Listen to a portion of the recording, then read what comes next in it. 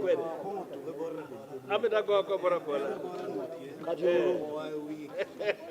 weka wake jo ndo ko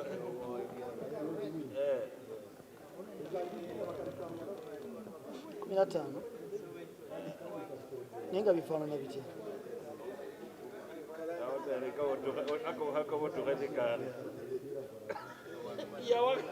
firi gundi eno ngazina kropsatu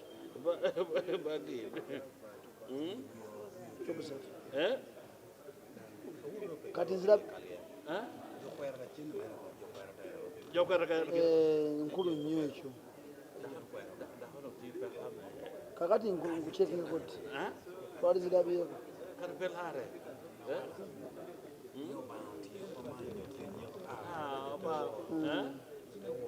New bounty, you come out. Mute, I got you.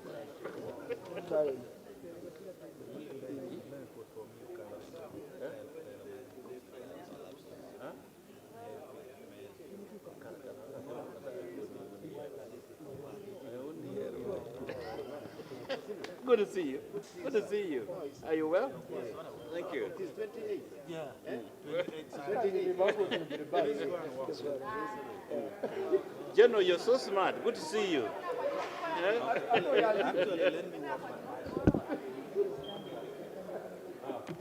Can I take that beautiful picture? This is historical. Oh.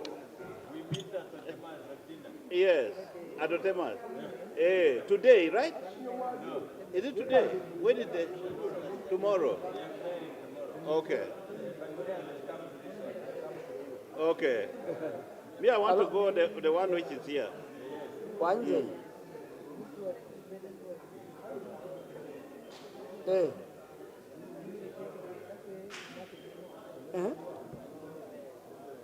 My brother. Ale. Makati mumuhandolinge mumugamba mpozi abasalireko ku gundi eri. I switch off. Alo? Mumukwasaganya akikola amalire mugamba abasalire ku gundi abasalidde nnyo si ya 10 abasalireko katotono. Abakumire kalyango wali awo. Ale. Mpozi wangambe kinaki?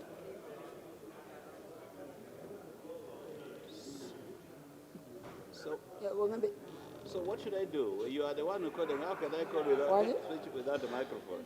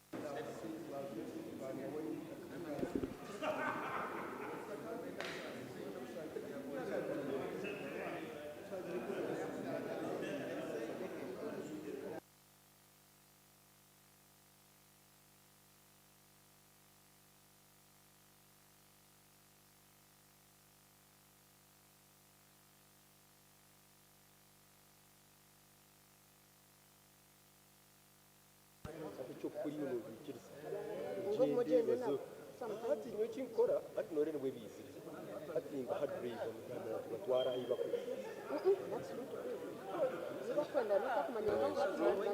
kabalanda bikalimbata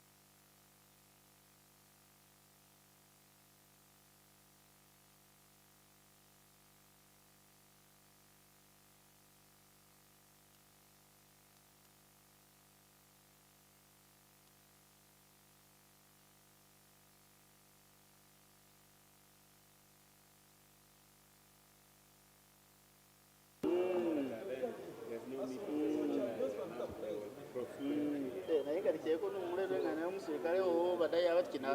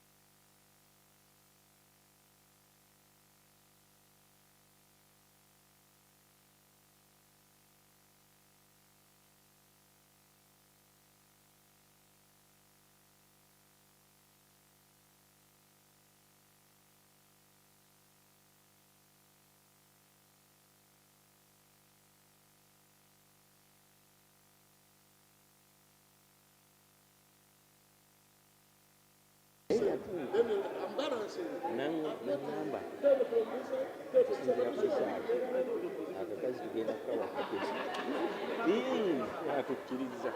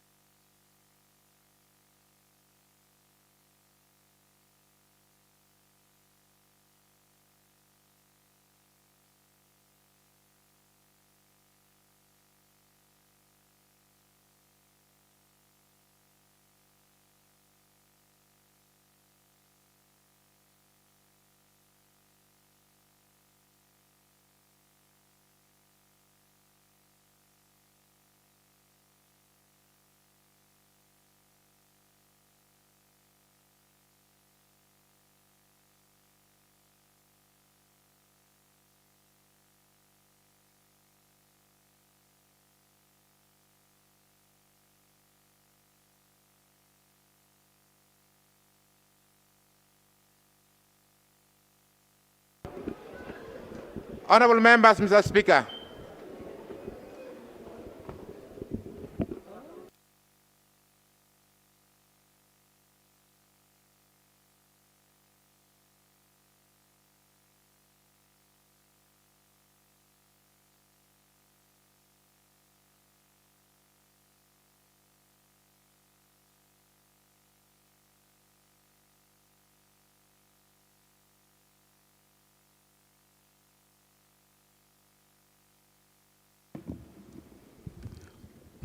Prayers.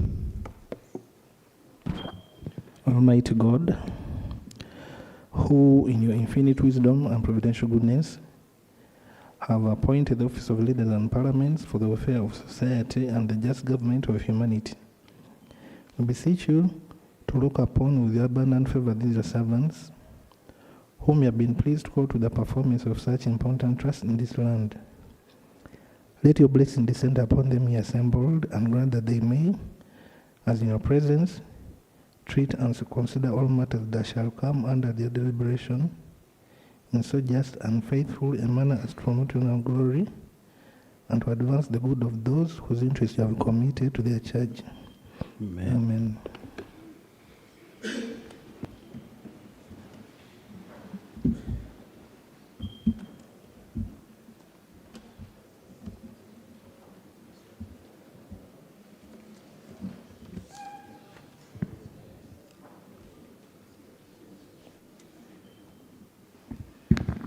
Item 2 on the other paper, communication from the chair. Honorable members, welcome to this sitting today. I wish to commend the House for the extensive and engaging debate on the State of the Nation address. The debate has provided members with an opportunity to freely express themselves, and I have particularly noted that active participation of our new members has been great. This is encouraging and demonstrates their growing engagement in the business of the House. Honorable members, the House will proceed on recess on from 3rd of September 2026 for 3 weeks. I therefore encourage all committees to avail in good time all businesses intended for the consideration in the first meeting. I equally urge the leader of government business to ensure that all bills planned for the first meeting are brought forward in good time to allow for their timely consideration. In relation to that, it has come to my attention that some accounting officers are not honoring invitations to appear before committees of parliament. I would like to remind all accounting officers that it's their constitutional obligation to be accountable to the citizens of this country through parliament where they are represented. I therefore beseech them to appear whenever summoned. I also wish to briefly inform the House that I recently attended the Commonwealth Parliamentary Association meeting in Lilongwe, Malawi, and it went very well. A report will be given.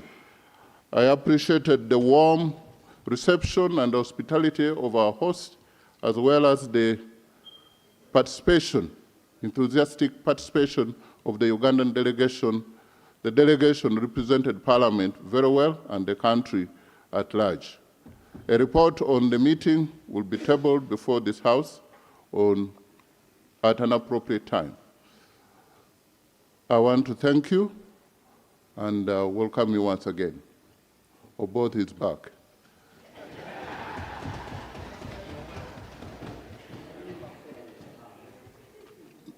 Next. Yes, acting leader of opposition. Thank you, Right Honourable Speaker, and I want to also welcome you back in the House, and thank you for this opportunity you have availed to me. Right Honourable Speaker, this week the Minister of Lands my good friend Honorable Judith Nabakova issued a statement suspending section 70 and 71 of the Registration of Titles Act on issuance of the special certificate of title. To the best of my knowledge, I know that she's not clothed with those powers to suspend the operations of the law. So I would seek your indulgence and indulgence of government to know under what circumstance can a minister suspend the operation of the law. Because whereas she stated the reasons, but there are also good reasons as to why people apply for special certificates of title. I may want to maybe learn from the lead of government business under what circumstances the minister can suspend the law the way she did. I thank you. Does the circumstances matter? But I think if it's the question of law, is the minister clothed with such powers? Then you will tell us the circumstances. You heard Honorable Paul Mwiru. Yes, I did. You are the Speaker. acting Attorney General. I'm reliably informed. So, advise the House. Right, Honourable, I'm not acting. I'm the Deputy Attorney General, duly appointed. Right, Honourable Speaker. You want to argue with the Speaker? I wouldn't dare. You are acting because the substantive Attorney General wrote to me that you are. Yes, yes. Yeah. Yes, I understand. I wouldn't dare start that argument. Right, Honourable Speaker, my colleague's question is coined in such a way that he's not questioning the powers of the minister. He's asking for the circumstances. Now, in all honesty, I have not seen the statement. I need to understand whether what my colleague is saying is true before I can answer. I seek that we be given time to see what the allegation is, confirm its authenticity, and then we'll report back.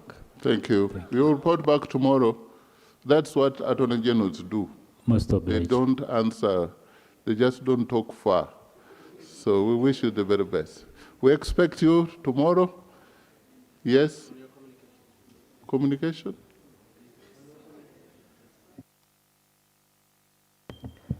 Thank you very much, Right Honourable Speaker. Welcome back. And we are happy to have you both back.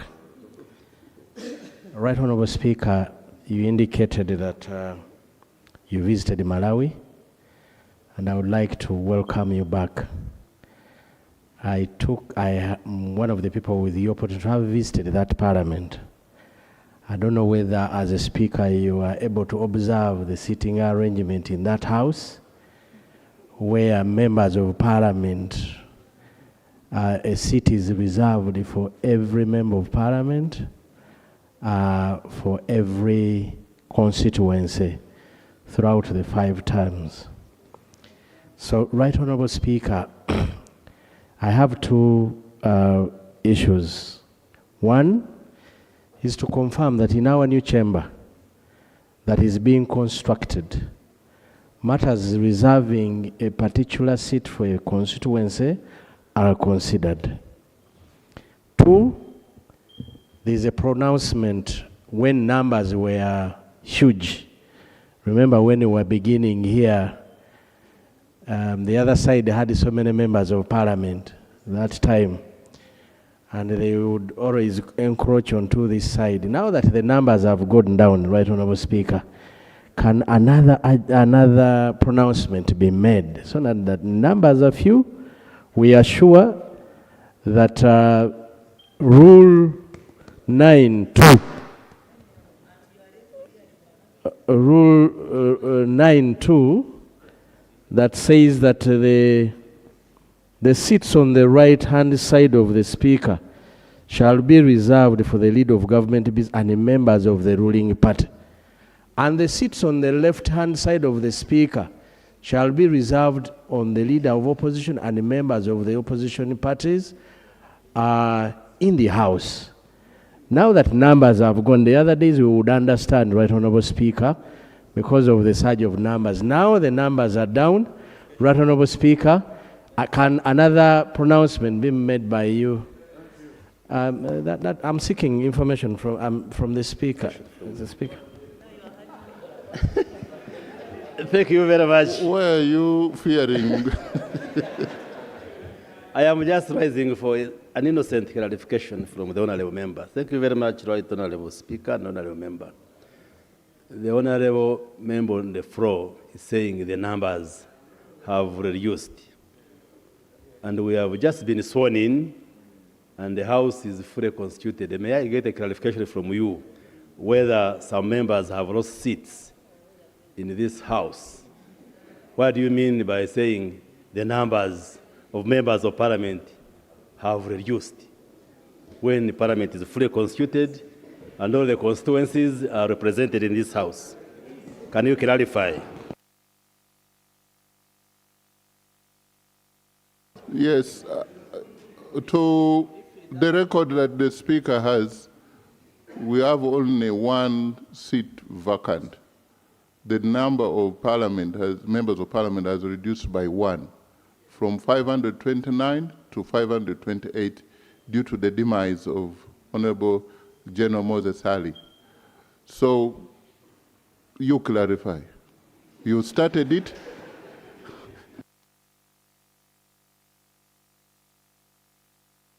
Right Honorable, I don't need special glasses to give to Honorable Baliomus to observe what I'm talking about in the House. He can, even himself,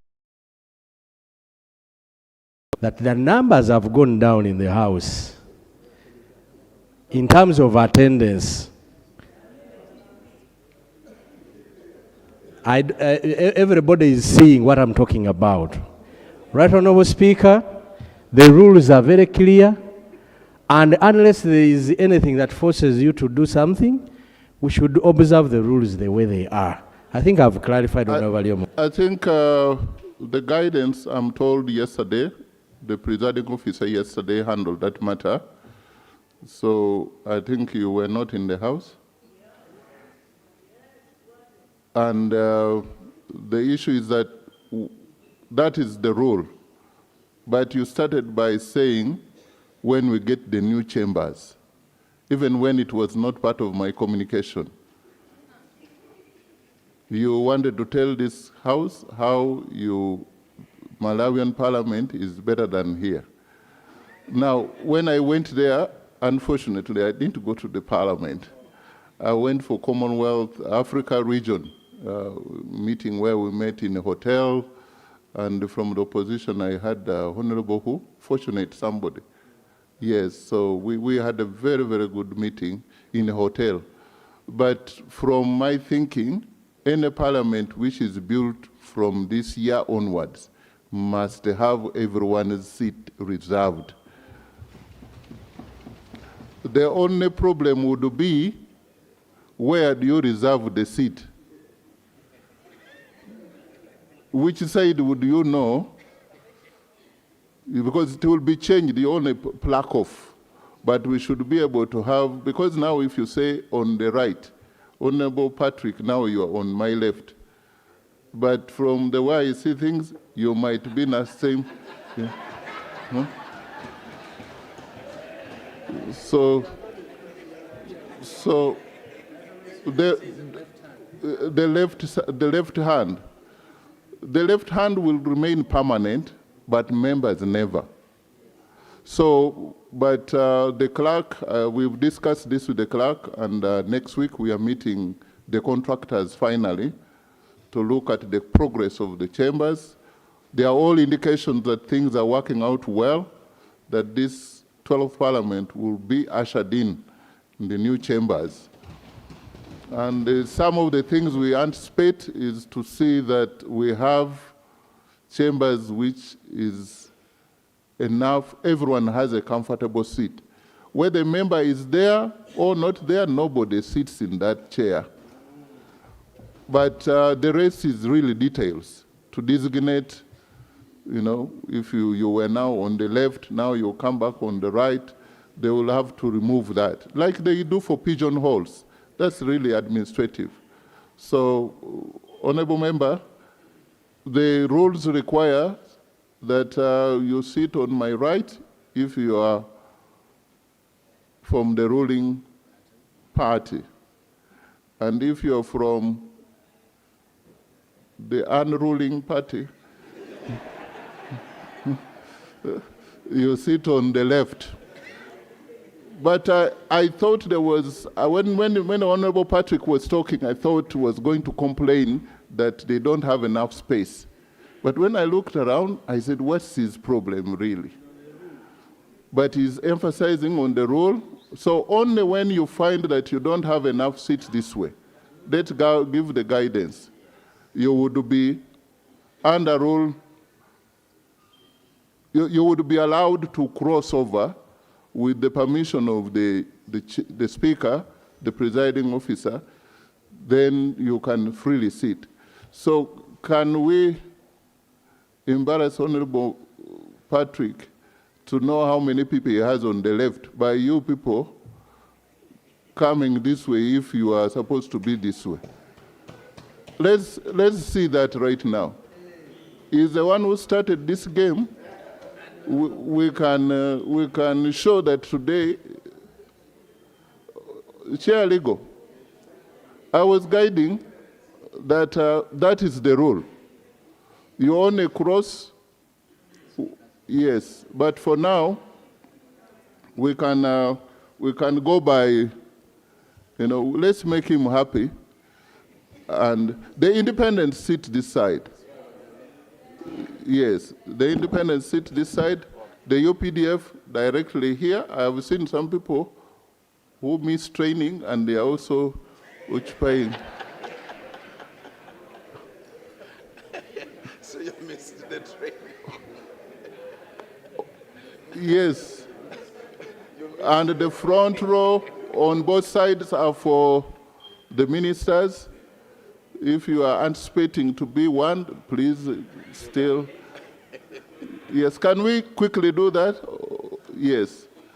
Unless you are independent, you stay. So that we can make. Independents can sit there. Okay.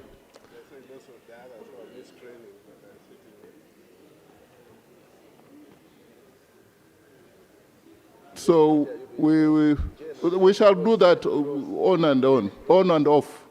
It's not permanent. This guidance here is for today, since the sitting arrangement is of today. Because Rule 9.5 gives me the mandate to determine whether it is practical or not. So this is for today because there are some seats this way. The middle one there is left completely unoccupied, you know. So how does it feel? That's for today, the guidance.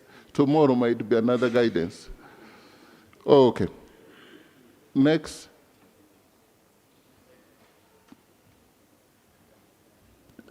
Thank you. Yes. Thank you, Right Honorable Speaker. I want to appreciate your guidance within your communication to accounting officers. But as I appreciate your guidance and advice to accounting officers, as a chairperson of an accountability committee, at times we have received interesting responses. An accounting officer writing back, stating that for us we are advised by the previous speaker, the Speaker of the 11th Parliament, to act this way or that way. I only pray that as part of your communication, you further guide that this is the 12th Parliament, you are the Speaker with clear and new guidance, so that accounting officers and witnesses out there will now respect all summons and invitations by parliamentary committees and adhere to accountability principles. I thank you, Right Honorable. I don't know why you want me to go that side. You really think there is anybody in Jerusalem who doesn't know the new speaker is Obot?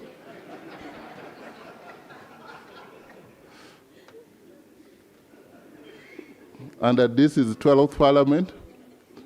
Every Parliament comes with the leadership, and whatever we are guiding is for this Parliament. If there are some other guidances which were issued before, we thank it worked for that time. Now, every accounting officer must come. By the way, it is the responsibility of Parliament to help the accounting officers to be accountable to Ugandans. So we cannot, and also I should guide that if they were used to calling a speaker, nobody should call me when it's summoned to the accountability committees. Everyone must carry his or her cross. Nobody should even use my name that they have seen me. Yes, I have come to correct a few things, including that impression. Not necessarily that there were some bad things in the past, but this thing of saying the speaker has told me not to come. I recently guided somebody and he had to attend. When a committee invites you, the committee is working on behalf of this Parliament. We would have invited you here ourselves, but that's why we have committees. So that one is sorted and sealed. Can we have Honorable George Musisi? Yes? Oh, you are George Musisi? Honorable George? Thank you for allowing me to say something about the point that you raised on accounting officers. And this can be helpful for the House, that the chairpersons, things through the clerk, when you write to these accounting officers, since we are the ministers are here, it would be very helpful if we are also informed so that we whip these accounting officers, because at the end of the day, we are accountable to these ministerial policy statements, accountability in the House, so it's a good rule. Way of moving forward. I'm not amending your guidance, but I'm just giving this information so that the House can really, we need to work together to help these accounting officers to appear before you and be accountable to the people of Uganda. That is from an experienced legislator and the former vice chairperson of caucus, is the chairperson of National Prayer Breakfast, is offering, because honestly, if you've been a minister before, you just see your accounting officers being grilled. And then you wonder, hey, you can't start calling, you were called, you know? So it is just out of courtesy that you people, when you invite them, you copy the ministers so that they know. So yeah, we need to move. We need to move. Thank you very much, Right Honourable Speaker. Right Honourable Speaker, that is correct, as proposed by the Honourable Minister, Honourable Bahati. But I would also want to use this opportunity to ask the ministers, since they are our colleagues, to behave like the Speaker, so that you do not call us to say, this one, Patrick, I know him, this Mwada, I know him, my accounting officer is not available. So you act like the Speaker has said, to say no calling me or no stopping me in the interest of promoting accountability in the country. It is correct. We shall make sure that you're coopted in as ministers, but please don't use your influence to fail the activities of the committees. Thank you. Please, they cannot be like the Speaker. There is only one Speaker. Yes, I had I have been given some guidance here. Honorable George Musisi, We have a few matters of national importance that I want to ask the government side to pay attention, and then we can go to our main other discussions. Thank you. To ask the following questions. In Chirinya Parish, Chira Municipality, in Wakiso District, were identified and assessed as project-affected persons in connection with the standard gauge railway project, and subsequently the Kampala-Jinja Expressway projects, and they are to be paid compensation for their different properties. Right Honorable Speaker, evaluations and assessment exercises were undertaken between 2013 and 2017, and that the affected persons were subsequently restricted from utilizing their properties since 2015, 16 and 17 to date, not to develop the properties and not to carry out any further constructions. However, it's almost over 9 years now since the evaluations. Many of the affected persons have not received any compensations. In view of the prolonged delay and the hardships occasioned to the affected residents, I request the Minister for the following interventions, Right Honorable Speaker. 1, to immediately provide the affected stakeholders with a formal and comprehensive update on the progress of the compensation process, including a clear and publicly communicated schedule indicating when those payments will commence and when the outstanding project-affected persons will be fully compensated. Secondly, to direct that a fresh evaluation exercise is conducted, or re-evaluation, to be undertaken where legally and technically appropriate, we can establish the prevailing value of the affected properties in light of the lapse in time since the evaluations were taken without compensation, 9 years now. Thirdly, to request, and it's particularly important because the Constitution protects persons from compulsory deprivation of property unless the acquisition is accompanied by prompt, fair, and adequate compensation. This has also been recognized by Ugandan jurisprudence, Right Honorable Speaker, that the constitutional requirement of prompt and fair adequate compensation is part of the constitutionally protected rights. Lastly, Right Honorable Speaker, the affected residents should not continue carrying the economic burden of government for a project which is now for almost a decade they are waiting and they are unable to develop or dispose of their property. I thank you, Right Honorable Speaker.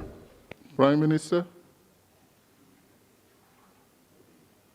The Minister of Works is here if you want to delegate or...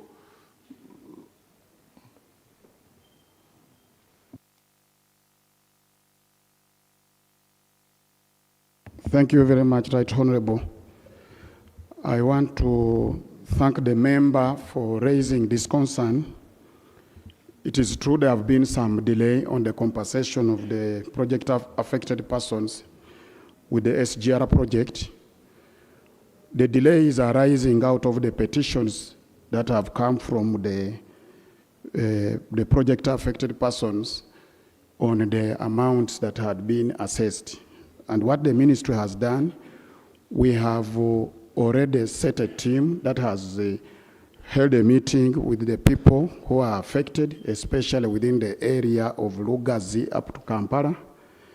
And then there is also a team that is being constituted to go and do this resurvey of the project affected persons so that we begin the compensation. But otherwise, I can report that so far, we have compensated 60% of the line from Malaba up to Kampala, especially for those people who did not have petitions with the ministry.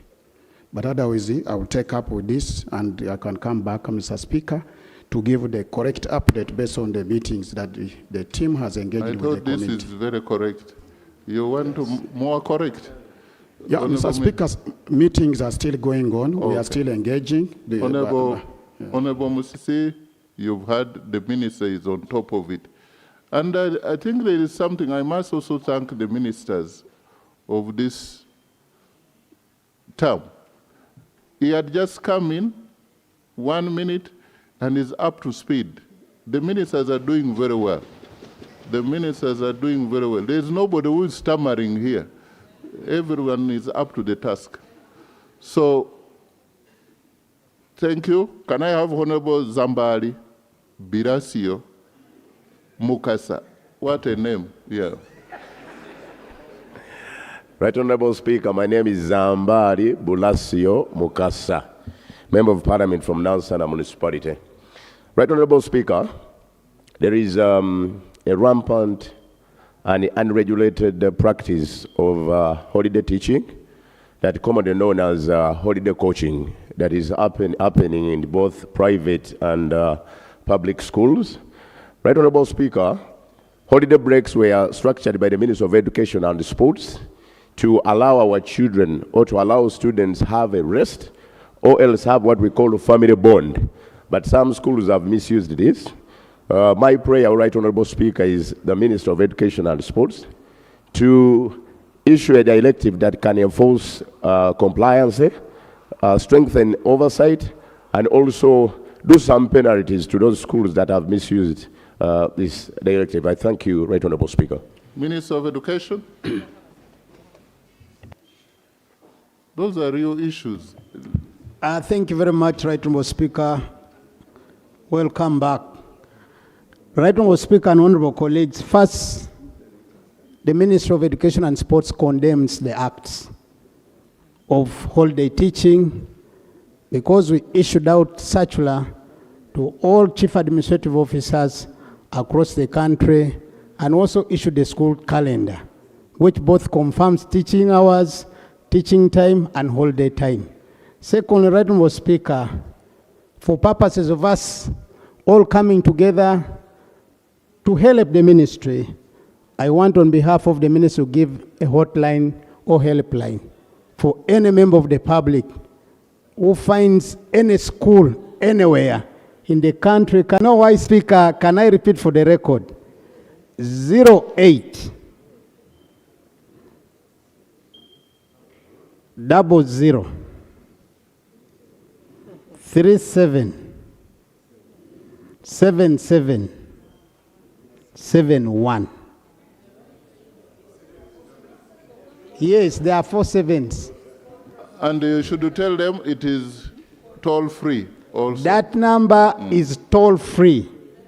You can call that number to tell them where the practice is taking place, so that as a ministry we will route police to that respective area where the acts are taking place. And I also want to ask all school administrators across the country that it is time for the holidays of our children. Can they allow our children to be at home and born with their parents in line with the calendar which we issued as a Ministry of Education and Sports?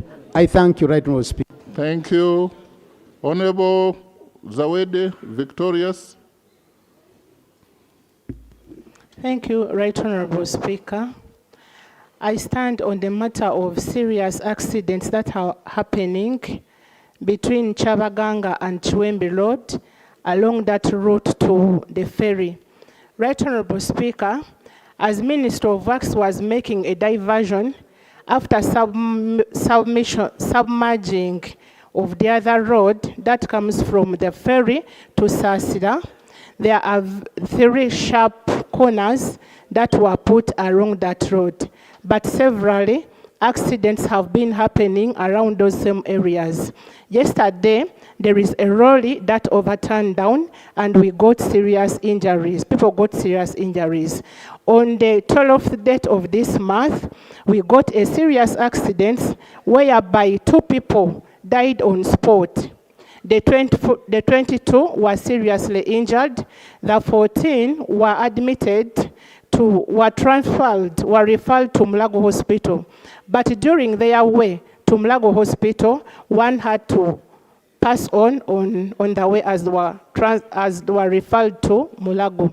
Right Honorable Speaker, my prayer is that as people have been getting serious accident along that road, and this is a works road, my prayer goes to the Minister of Transport, of Works and Transport, that may they kindly come and make some corrections along that same position where we have the 3 sharp corners. Secondly, this is a presidential pledge of tarmacking a road from Sasida to Zengebe, being a busy road connecting to the ferry to Amurota.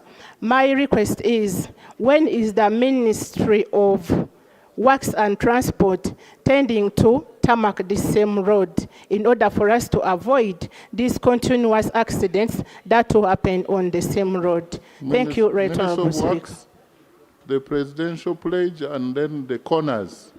Minister of Works, Transport. Today your plate is full. Thank you very much, Mr. Speaker. I want to apologize that I stepped out on a call and I did not pick all the details from the member, but I want to pledge that I will have, I'm inviting The the government member. chief whip can help you, or the Prime Minister? Let them Much obliged, help you. Mr. Speaker. You- Yeah, I wanted to suggest that I would have a meeting with the member at the office tomorrow at 10 o'clock so that I can comprehensively pick on this matter and we see how we can guide. That is sorted. Thank you. That's the sharpness. Hakuna kulala. Honorable Kanavi, I've seen him out. Honorable Shamim Malende. Honorable Zambali, I pronounce your name.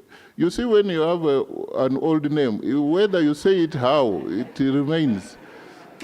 So we were given, like me, I have for grandfather, you know, so he tried to put flavor, kawo in it, but it still remains. Honorable Malende. Thank you, Right Honorable How do they Speaker. pronounce your name? Malende Shamim. Oh. Thank you, Right Honorable Speaker, for this opportunity. Malende Shamim, woman MP for Kampala District. Allow me, Right Honorable Speaker, to welcome you back from Malawi. I rise to highlight the challenges faced by street vendors and hawkers in Kampala. Right Honorable Speaker, when the street vendors and hawkers were being taken off the roadsides in Kampala, government promised to provide them with alternative trading spaces, markets in the different city divisions, but to date, they still face challenges of inadequate trading spaces, high cost of market in the market stalls, harassment and confiscation of their merchandise, among others. Our prayer, Right Honorable Speaker, is that we ask the government to commit through the line minister to provide affordable and accessible trading spaces for hawkers and vendors in Kampala. And this also includes very many single mothers and widows that now lack a living. Right Honorable Speaker, we also ask the government to implement the promised markets in every city division and also to protect them from inhuman enforcement, but also to respect the Sunday and evening markets which government had promised them. I beg to submit. Prime Minister, that is quite multi-sectoral, touches on gender, trade, local government, KCCA. So you choose, either you'll speak for them or Mutume, yes. Thank you, Mr. Speaker, and thank you, my colleague, for raising that important issue. We have a number of markets in the city which still have actual space, but also we take note that there are people who are working on the streets that need these spaces, and the government is working on them.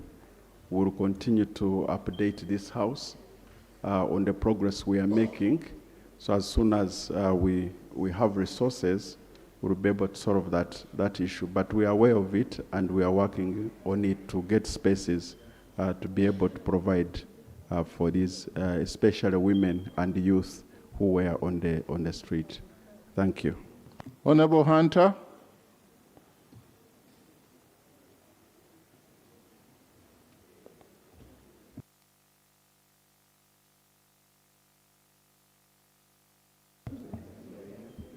Thank you, Right Honorable Speaker. I stand here and arise on a number of issues which affect my constituency, Kajara County. And the people of Kajara, they are right up here in the gallery to witness what happens in Parliament. Okay. Right Honorable Speaker, Kajara County is a neglected county. Kajara County. This needs to be known, and the ministers and the responsible agencies to take that seriously, and Kajara County in Ntungamo district is given due care. Thank you so much. And in the state of address by the president, I wish also to appreciate him. He puts them very clearly that these are supposed to be done, but I think the implementing agencies, they don't do it. I thank you, Honorable Speaker, for giving me this chance. Thank you. That is Honorable Hunter. That is Honorable Hunter, the MP for Kajara. Hunters have different methods of work. So he's hunting for electricity for his people, and that's his duty, and the bridges. Honorable Prime Minister, what undertaking do you have? You don't have from, yes, Government Chief Whip or Prime Minister?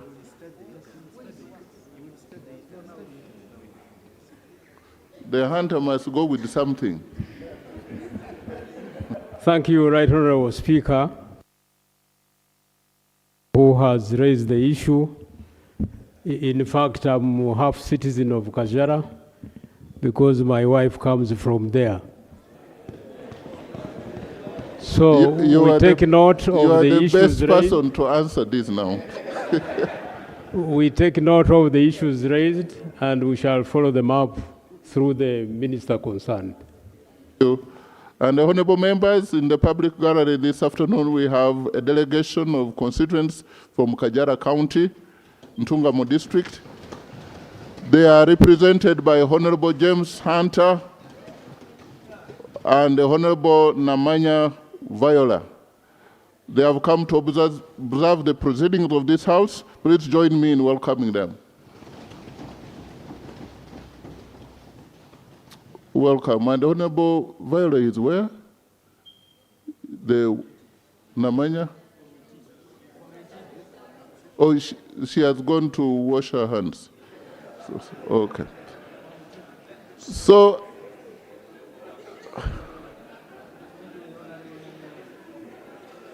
please once again join me in welcoming the people of Kajara.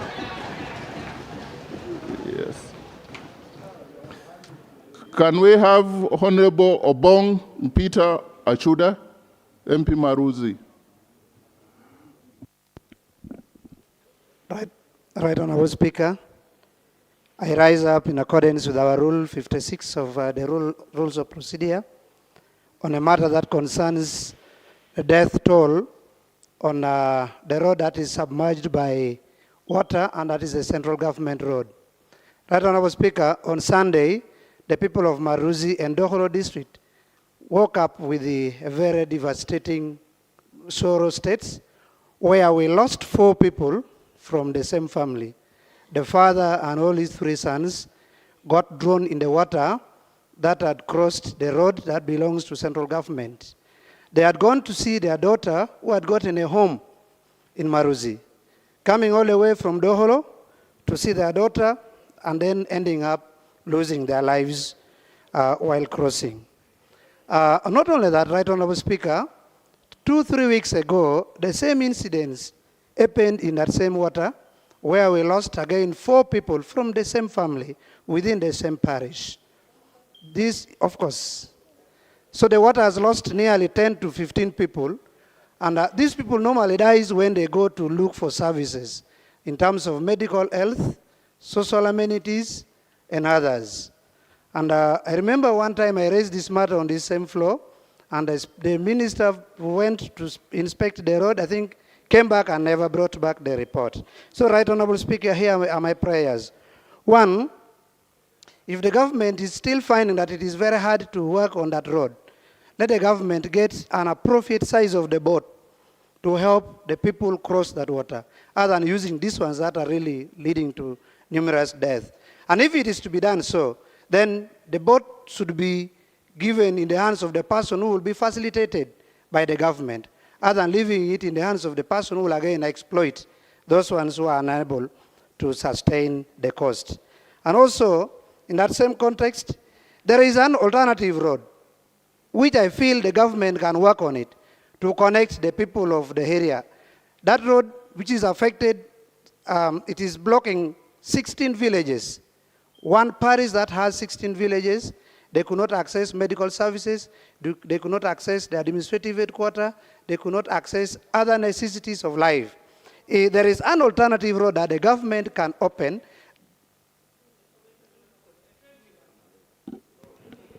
Information from Honorable Pachuto.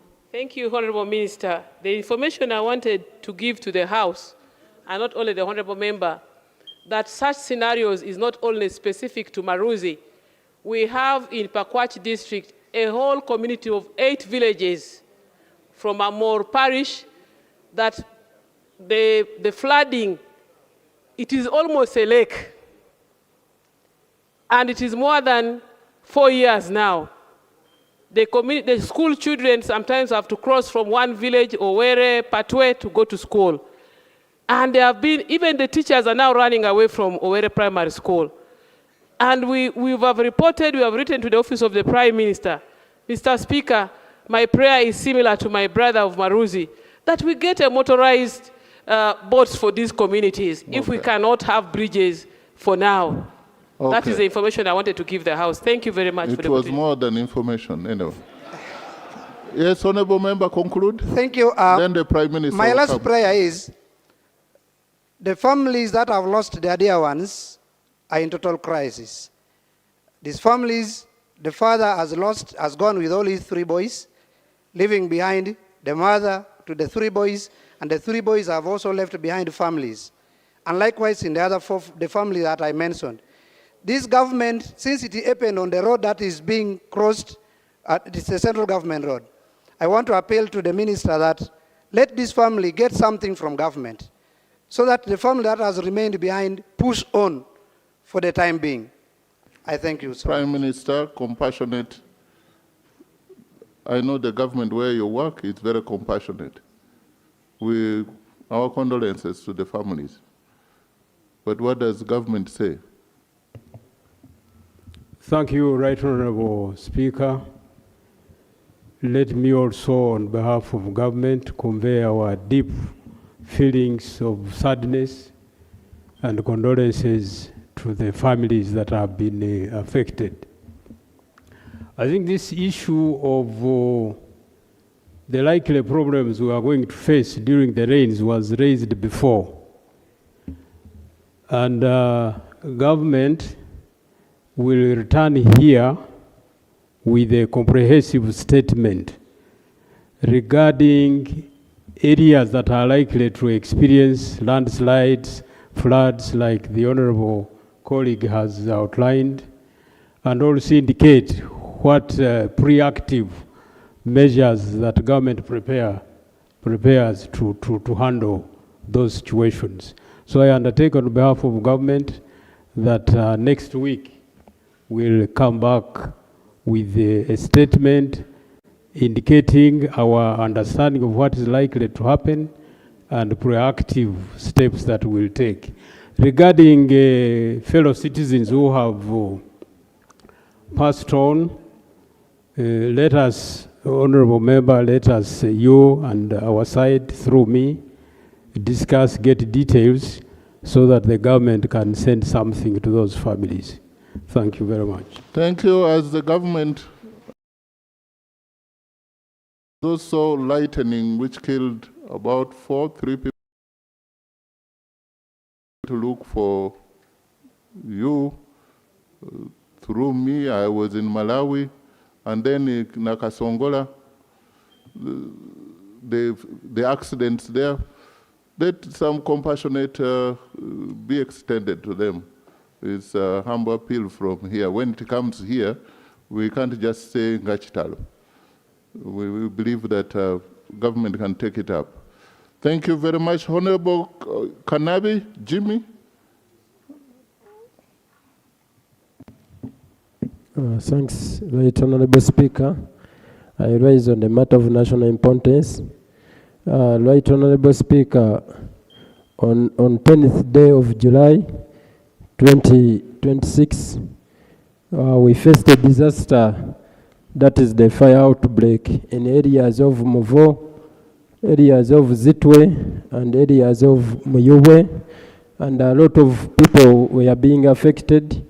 And when we calculate, over 800 people were affected, we are left with no homes, and some people are being sheltered with relatives. So my humble prayer to this Honorable Parliament and the Office of Prime Minister, at least these people to be helped with iron sheets and other relief items so that they can cope up with this incident. I beg to submit. Prime Minister.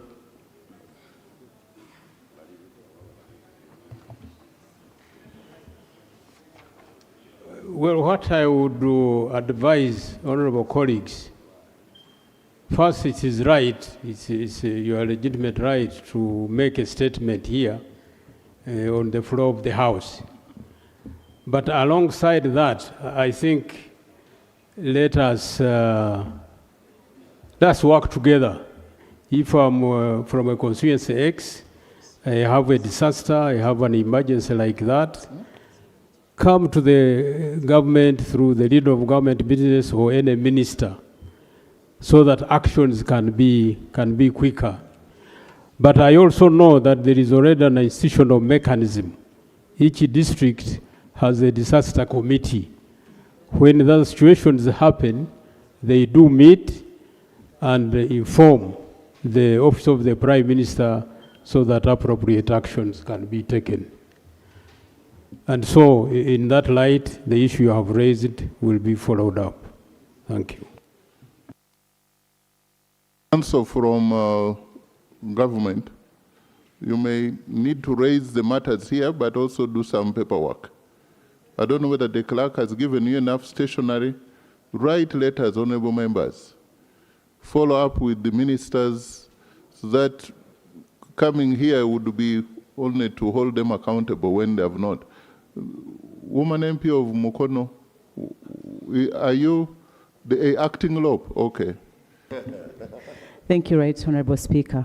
From the guidance the Prime Minister has given, some of us were able to follow through with that guidance. I wrote letters personally for Mukono, Bale village in Mpunge sub-county. I did write the letters, I engaged the cow, I took the letters and the attachments to the Prime Minister, and we have got no response.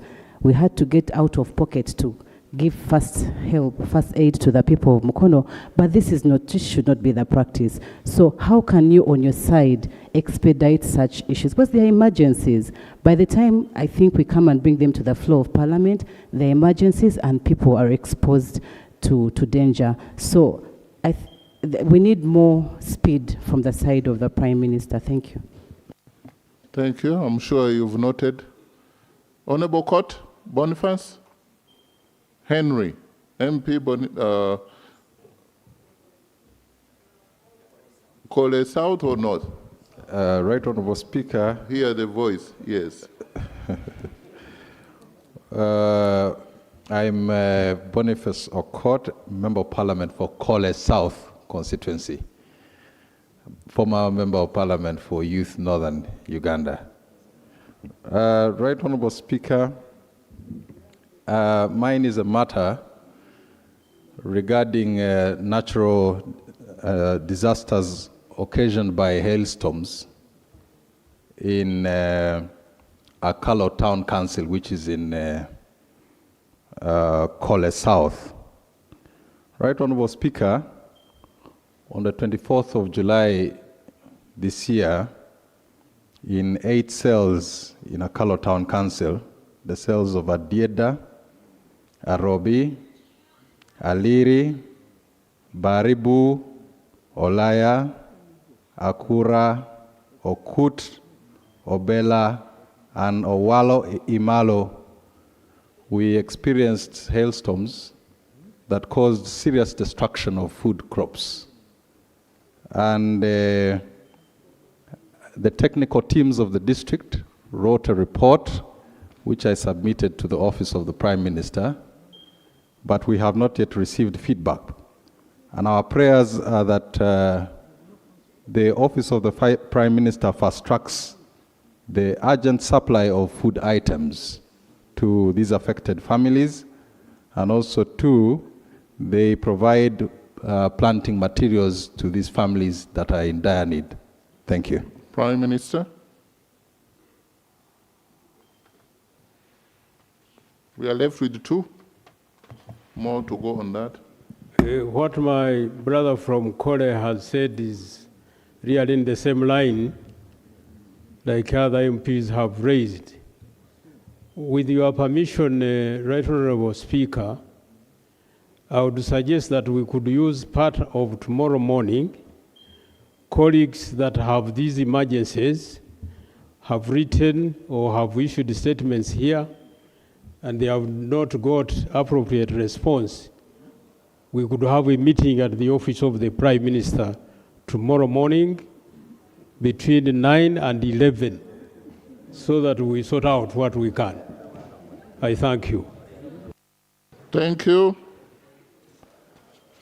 I think I had called out Honorable Namanya Viola. Is she now here? Or somebody had... Then Honorable Okwi Constantine, MP Chibale. Is he here? Honorable Campagna Abdul Swaib. You see, these are people who come, they say they want to raise the matter. So, Honorable Okwi is not here? Honorable Campagna. And help me pronounce your name very well. Campagna. Campagna. In case you forget Campagna, you remember someone pronouncing Kampala. Then you change Nya. Okay. Thank you. Okay. Right Honorable Speaker. Okay, you go ahead, Honorable Member. For purposes of record, I am Campagna Abdul Swaibu, representing the people of Ikiki constituency, Budaka district. Right Honorable Speaker, I raise under Rule 56 on a matter of urgent public importance, on a matter that was raised here yesterday. I raised to formally and strongly protest and refute the assertions made regarding the approach adopted by the Minister of State for Local Government during the anti-corruption operation in Budaka district, which were subsequently reiterated on the floor of this House. While we recognize the importance of upholding Constitution, the rule of law, and the due process, we strongly disagree with the substance and implication which were flaunted by Dr. Wakida, representing the people of Kibuku, which in our view create an inaccurate impression of what transpired and risks undermining the legitimate efforts to promote accountability and combat corruption. Honorable Speaker, as a member of Parliament representing the people of Budaka district, we have received no formal communication, petition, complaint, representation from the people of Budaka expressing dissatisfaction with the minister's approach during the operation in our district. As a member of Parliament representing the people of Budaka district, on the contrary, our people have expressed an even greater desire for minister intervention in matters of public service delivery across various sub-counties in our district. We therefore find it difficult to understand the basis upon which the conclusion was reached that the minister's approach was inappropriate. The evidence presented during the inquiry, Honorable Speaker, it is important that this House does not discuss these events in abstraction. Were you present yesterday? Because this rebuttal would have been very helpful. What do you think? And I think the matter was, I was still in my constituency. I can understand, but now you put me in a very difficult position to either rule or guide on a matter that was ably handled by my brother, my younger brother, you know, the Right Honorable Thomas Tayebwa. This matter was already briefed, and the Minister of Local Government undertook to come back here on 25th with the comprehensive report on what they are doing. I think you reserve this rebuttal. I might join you in rebutting. Because the issue that was raised, I don't want you are neighbors with the Honorable Wakida. I also come from the same region. You may want to resume your seat and I guide. Thank you, Right Honorable. So the issue of the Honorable Balam and the Honorable Namere, what they are doing, as Parliament, we need to support them. We cannot, it is long when we last saw, because for us we are to hold them accountable. But now before we hold them accountable, they are putting their house in order. Why should that be our concern? Now the only concern that has been is that this should be done in accordance with the law. Now for us to start saying you are overdoing it, I think that is, we are failing the very purpose of this House. We should say, Balam, go ahead, Balam, bravo, Namere, bravo. Let them fight, and then we fight less. If they fight, then we fight less. Less accounting officers will be invited here. It is long when we last saw the executive led for a corruption fight. So now when these people are doing that, honestly speaking, without preempting what will happen on 25th of Tuesday, you should be debating according to that line that this fight should continue, and even more. We want to see the Works Minister, the Attorney General, the Education. I've seen Honorable Peter Gwang here. I've heard him. I was following. He's answering questions here. All the ministers, either tourism or health. We've seen ministers of health disrupting the sleep of people who are not used to being woken up, directors at midnight. Please, let's appreciate these efforts by the executive. For us, we've also started. But when they do better, we should not be feeling jealous that they are outshining us. We should be thanking them. So, in my own way, if I was in Tororo, I would say Balam Oye, but I'm in Parliament as Speaker, I will not say that. I will not say that.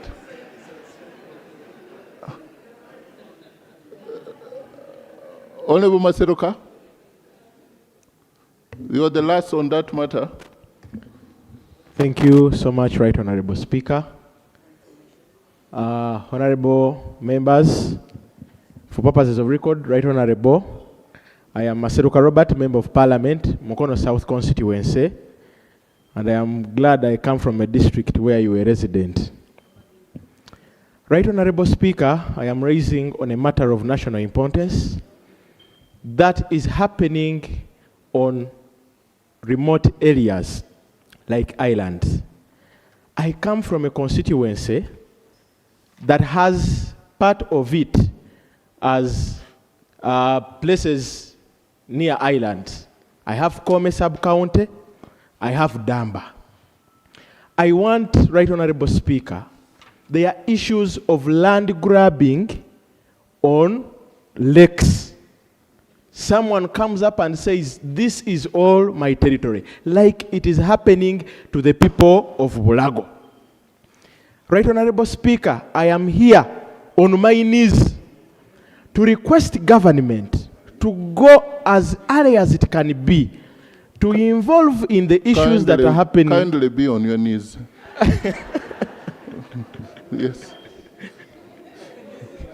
You see, Right Honorable Speaker, in my heart I'm kneeling. Okay, okay. That government involves on the issues that are happening on the shores. The people of Katosi sub-county, someone comes on the lake and says, all this is breeding area. We don't know the criteria. People are evacuating these places. And also, there is an issue of the military and how people are being treated on the lakes. We pray that government, let us have definitive laws that are going to help and set a good procedure of how people should be living these places. Otherwise, people are calling us from those places, Right Honorable Speaker, that please, we can no longer fish. We elected you as Member of Parliament, at least provide us with some posho or beans that we might feed. That is Chimi, Kome, and Damba. We request this honorable government to visit the people that are on those areas. Thank you. Defense. Fisheries, Prime Minister, the matter is touching many fisheries, Prime Minister and the Minister of Defense, and even water. The owner of water is the Minister of Water. So you... Thank you, Right Honorable Speaker. And I thank my brother, Honorable Maseruka,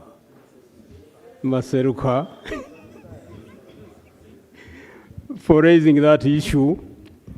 But this issue of the islands, the handling of the people involved in fisheries is definitely not new. It has been recurrent over times. I think the best way forward, Right Honorable Speaker, with your permission, would be for us, on the government side, led by the Office of the Prime Minister, to have a meeting with our colleagues from the islands so that we discuss this issue face to face, get details. Thank you very much for giving way. Right Honorable Speaker and colleagues, the 11th Parliament passed a Fisheries Act, and there is a resolution which did recommend government to come up with the fisheries regulation, and it has been long overdue. What we would also want to know from the minister, when is government finalizing on this fisheries regulation, because the act has everything to protect the fishermen and people around there. When is government going to come up with this fisheries regulation? Now you know our senior members, those who have been here longer, they sneak away of speaking. Yes. The Attorney General, when are you bringing the regulations? Right, Honorable Speaker, we are in touch with the ministry, and the FPC, the First Parliamentary Council, is fine-tuning the regulations. Thank you. So, Prime Minister, on behalf of government, has invited all members of Parliament who are affected by the fisheries, islanders, you know, for a meeting on a date that he will give. A date that you've kept to yourself.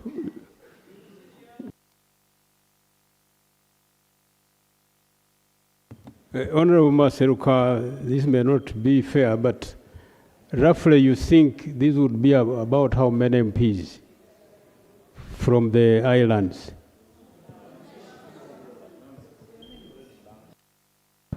Thank you. According to the information and the group we have, we are around 58. Yes.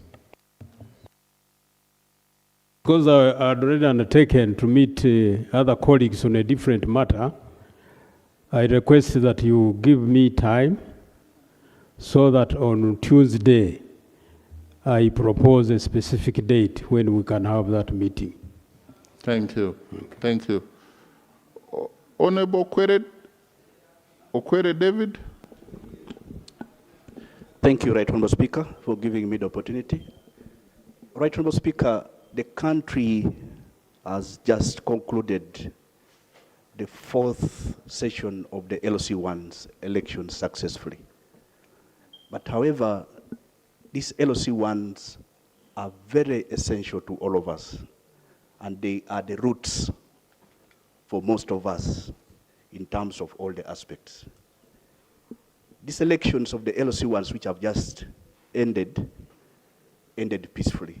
But I want to bring it out to the fact that most of these LOC1s who are touching the bones or the backs of our voters need to be sensitized or to be oriented on what they are supposed to be doing. Because in their work, they sign key documents like passports.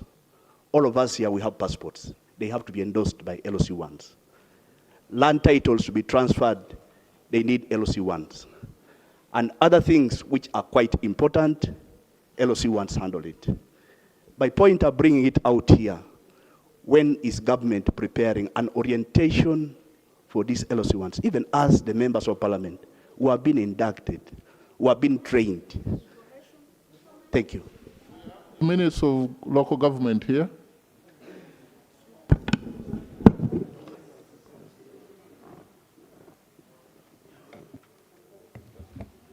Thank you, Right Honorable Speaker.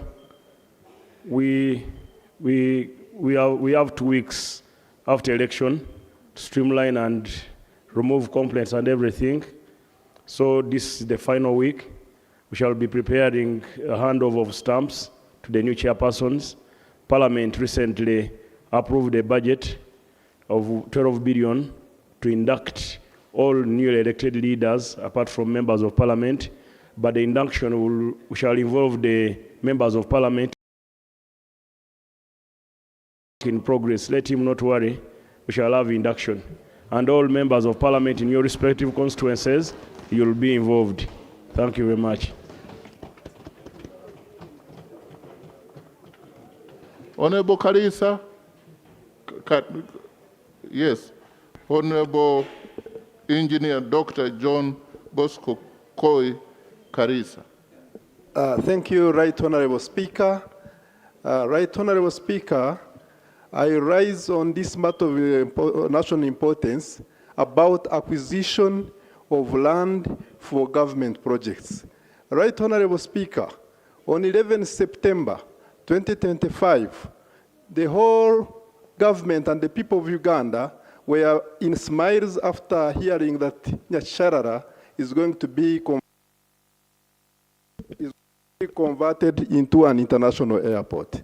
Right Honorable Speaker, this was also improved by His Excellency writing a directive to the Prime Minister, and later the Prime Minister released on press with Base 7 company about the plans. However, what is happening right now, around Nyasarara, people are selling plots of land everywhere, and this seems to be also a plan for people to position themselves to be bought when that project is going to take place.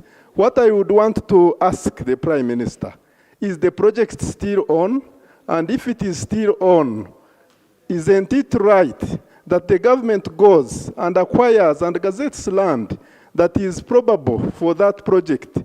Because our people of Wheju, they think they are 40 kilometers from an international airport, they are preparing their tea, they are preparing their coffee, they believe their gold is going to be close to an international gateway. Thank you, Mr. Speaker. Honorable Prime Minister, was the acquisition of land through private individuals?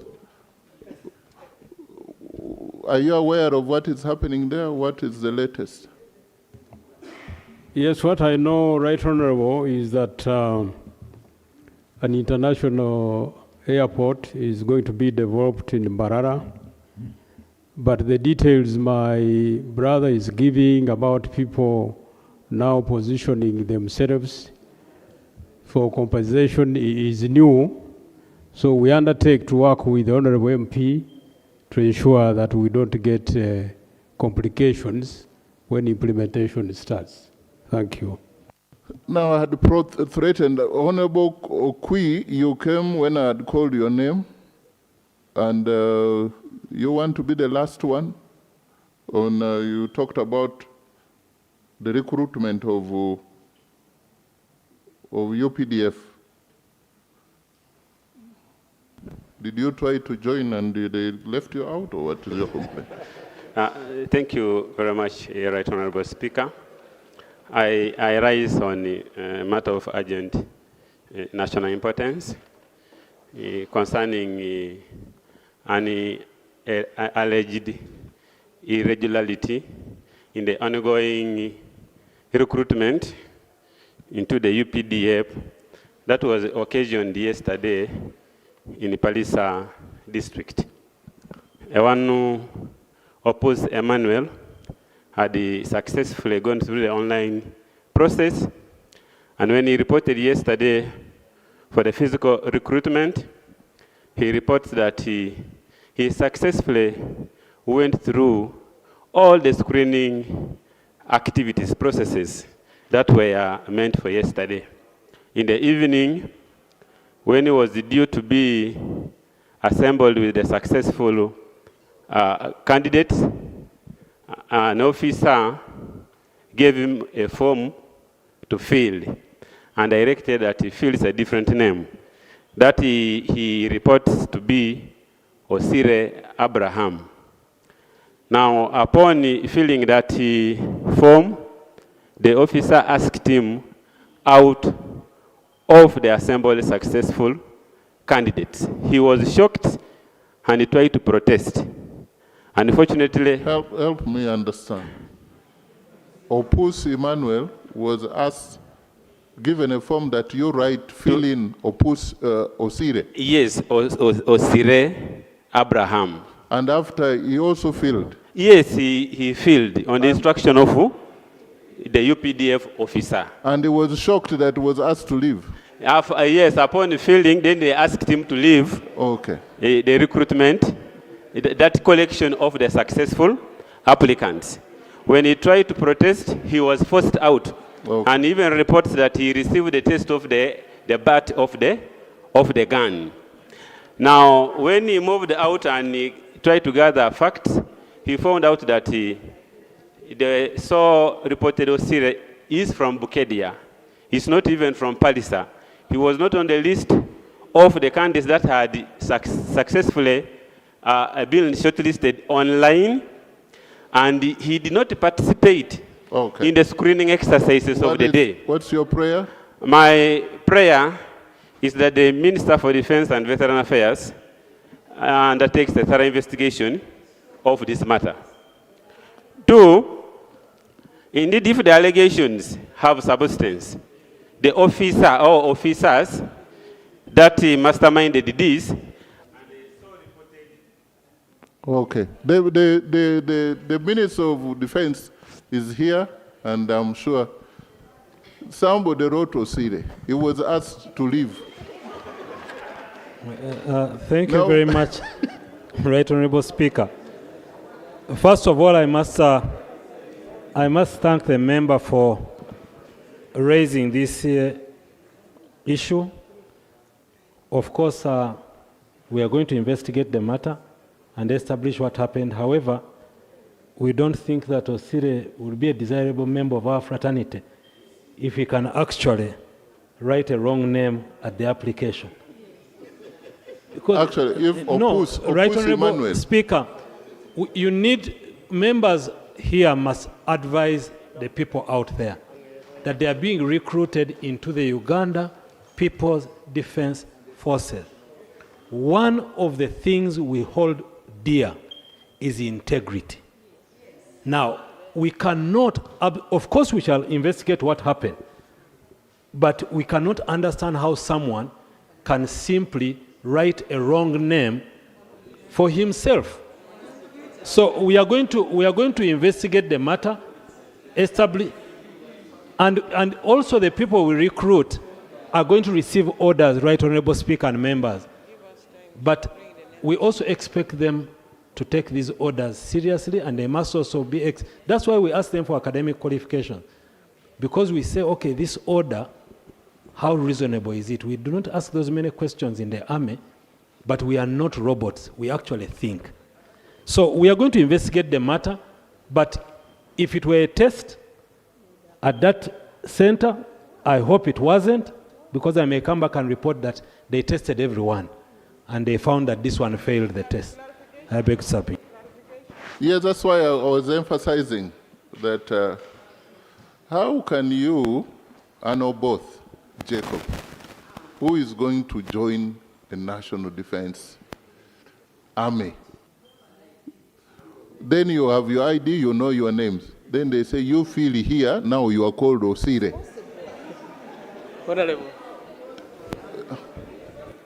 I think it's a two-way. It is somehow can be corruption on that process, but also on the issue of the test, as the Minister of Defense has said, this man can now easily be told to write certain things. I think on that matter, Yes. Why do you rise? Thank you so much, Right Honorable Speaker. My name is Bisaso Abdul from Kasanda. In the army, there is what they call order. So this man took an order, and therefore he should not be left out. Thank you. No, we have Major General, Honorable Major General Gonyi. What constitutes an order? Because now civilians are changing the narrative here. Right Honorable Speaker, I want first of all to put it on record that my minister had already explained that issue. But also in addition is to say that first of all, the gentleman was not a soldier yet. But number two is that the interviews, they will never tell you, they will ask you.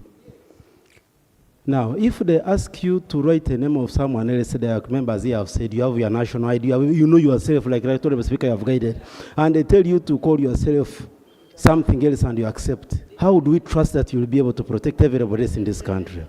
Right Honorable Speaker, an order must be legal. And my minister ably explained that one. Thank you. Thank you very much. We sort out that is done. Again, on the same matter? Procedure? I would listen to that. You said procedure? Oh, procedure? You said procedure, right? You said procedure. Yes.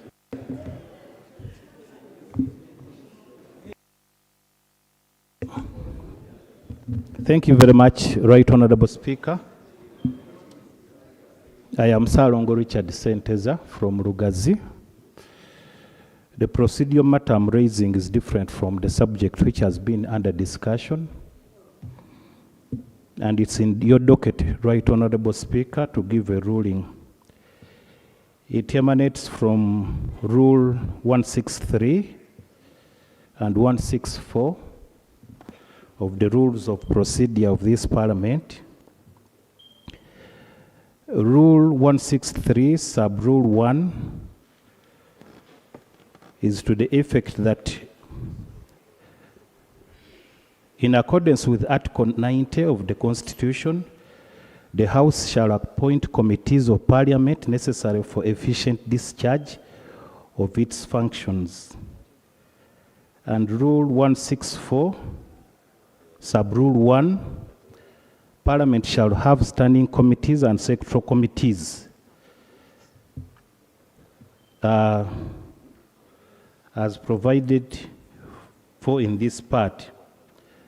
Right Honorable Speaker, on 29th July 2026, the Clerk to Parliament wrote to all chairpersons and all chairpersons of all standing committees and chairpersons of all sectoral committees the import of this letter was to the effect that standing committees shall hold their meetings on Mondays and Tuesdays. And then sectoral committees shall hold their meetings on Wednesdays, Thursdays, and Fridays. But Right Honorable Speaker, the practice right now is that these committees put appointments on the same days. For example, today, we had a meeting of COSASE at 10 a.m. and another meeting of the Legal and Parliamentary Affairs Committee at the same time. So, Right Honorable Speaker, since you are the custodian of these rules, my humble prayer is that you give a directive to the effect that this letter is followed so that members are not confused on where to go, and then the potential that these members hold should be exploited fully.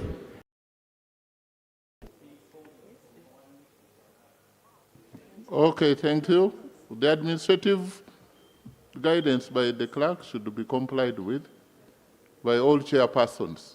We want to have a good flow of events here, and I think he did that on behalf of, you are from COSASE? Now, yeah, but we need to move, colleagues. We're going to SONA. Yes, I have never said no, but... With your permission, Mr. Speaker. Okay. Mr. Speaker, it's true. The clerk to Parliament gave that advice, he wrote on 29th. But given the load we have as accountability committees, the chairpersons went and pleaded and showed the timelines we have. He then again wrote, giving space that for accountability committees, we can sit from Monday to Friday. Thank you. Okay. So the member you've now, it's an exemption. You know, the accountability committees are exempted from that because they have a time frame. And I think if it is not clear, the clerk is hereby directed to make it clear. Yeah, so that all the members. Honorable colleagues, we have a few days to conclude this. And as I told you, we're going for recess.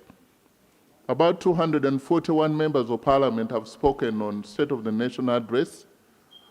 We attempted, this is the farthest it has been. Usually it's about 100. This has been the best ever. And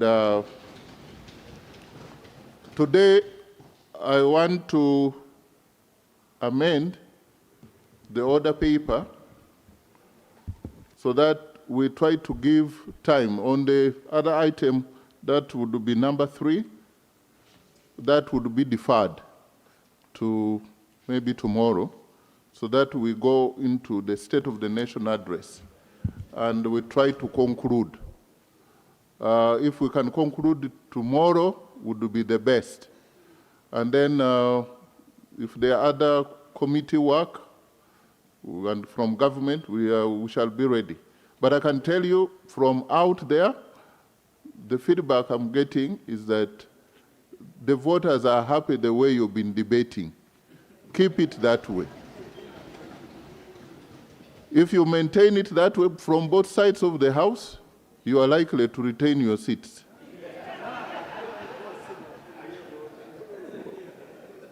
Because you've been on issues, including today, you had Honorable Zambali on all the teaching.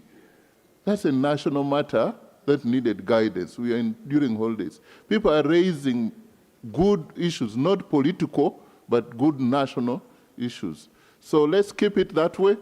And today we have a few members of parliament. We can go on very many of them from the opposition and those who don't oppose. So I want you to call up the item. Item. You wanted to call item 3 and we formally defy it? You do that. You know what I'm saying. Item 3 on the other paper, motion for a resolution of Parliament to appreciate His Excellency the President of the Republic of Uganda for evacuating and repatriating the Ugandan nationals in distress from the Republic of South Africa. That motion is deferred to either to important, but we defer to next item. On the other paper, of Parliament to express gratitude to His Excellency the President of the Republic of Uganda, Yoweri Kaguta Museveni, for the clear and precise exposition of government policy contained in the State of the Nation Address to Parliament of Uganda on 4th June 2026. Debate continues. Thank you. And as I guided, the Ministry of Energy, based on the debate that came, they were able to bring here some of the matters arising, and the debate was there for almost 2 days. After all this, we've noted as Parliament that the leadership that we may need to get time for infrastructure, roads, works, we shall need to get a day, education, we shall need to get a day, health, we shall need to get a day, and the agriculture. So within these next few days, unless you don't have those burning issues, before 3rd of September, we shall be holding the minister and the government here, telling them how the state of nation affairs are in our constituencies. Health, education, agriculture, and the roads. The Prime Minister, let your team be ready for a marathon. So the first on my list here is Honorable Ekor, Alex Irukan.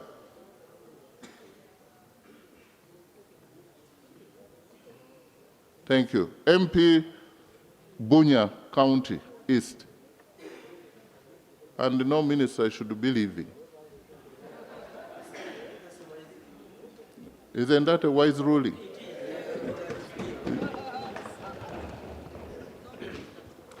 Thank you. We have to do 2 minutes. Thank you, Right Honorable Speaker. I rise to appreciate His Excellency, the President of the Republic of Uganda, General Yoweri Kaguta Museveni, for the recent State of Nations address and for the outlining the government priorities and achievements in transforming our country. As the representative of the people of Bunya County East, I join the President in the call for inclusive development, ensuring that no community is left behind. Mr. Speaker, I would like to place a particular emphasis on 3 pressing needs of my constituents. First, I appeal to the government to establish a government secondary school in Chigandalo sub-county. Our children deserve access to affordable and quality secondary education closer to their homes. This is to reduce a burden on parents and improve school enrollment and retention. Secondly, I pray that Chigandalo Health Center 4 be upgraded to a public hospital as it is a directive of the President. The growing population of Bunya County East requires higher level of health services, including better emergency care,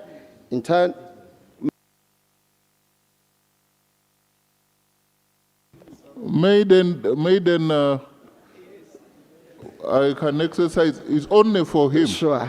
1 more minute. Only Sure. for him. It is a maiden speech. Thank you very much. Okay. Thirdly, I appeal to the government to extend the national electricity grid to all areas of Bunya County East that have not yet been reached by electricity. Electricity is essential for education, health, business, agriculture, and the overall transformation of our community. Thank you, Honorable Speaker. I beg you to submit. You indeed had to thank me. Honorable Anwar Ricky Richard.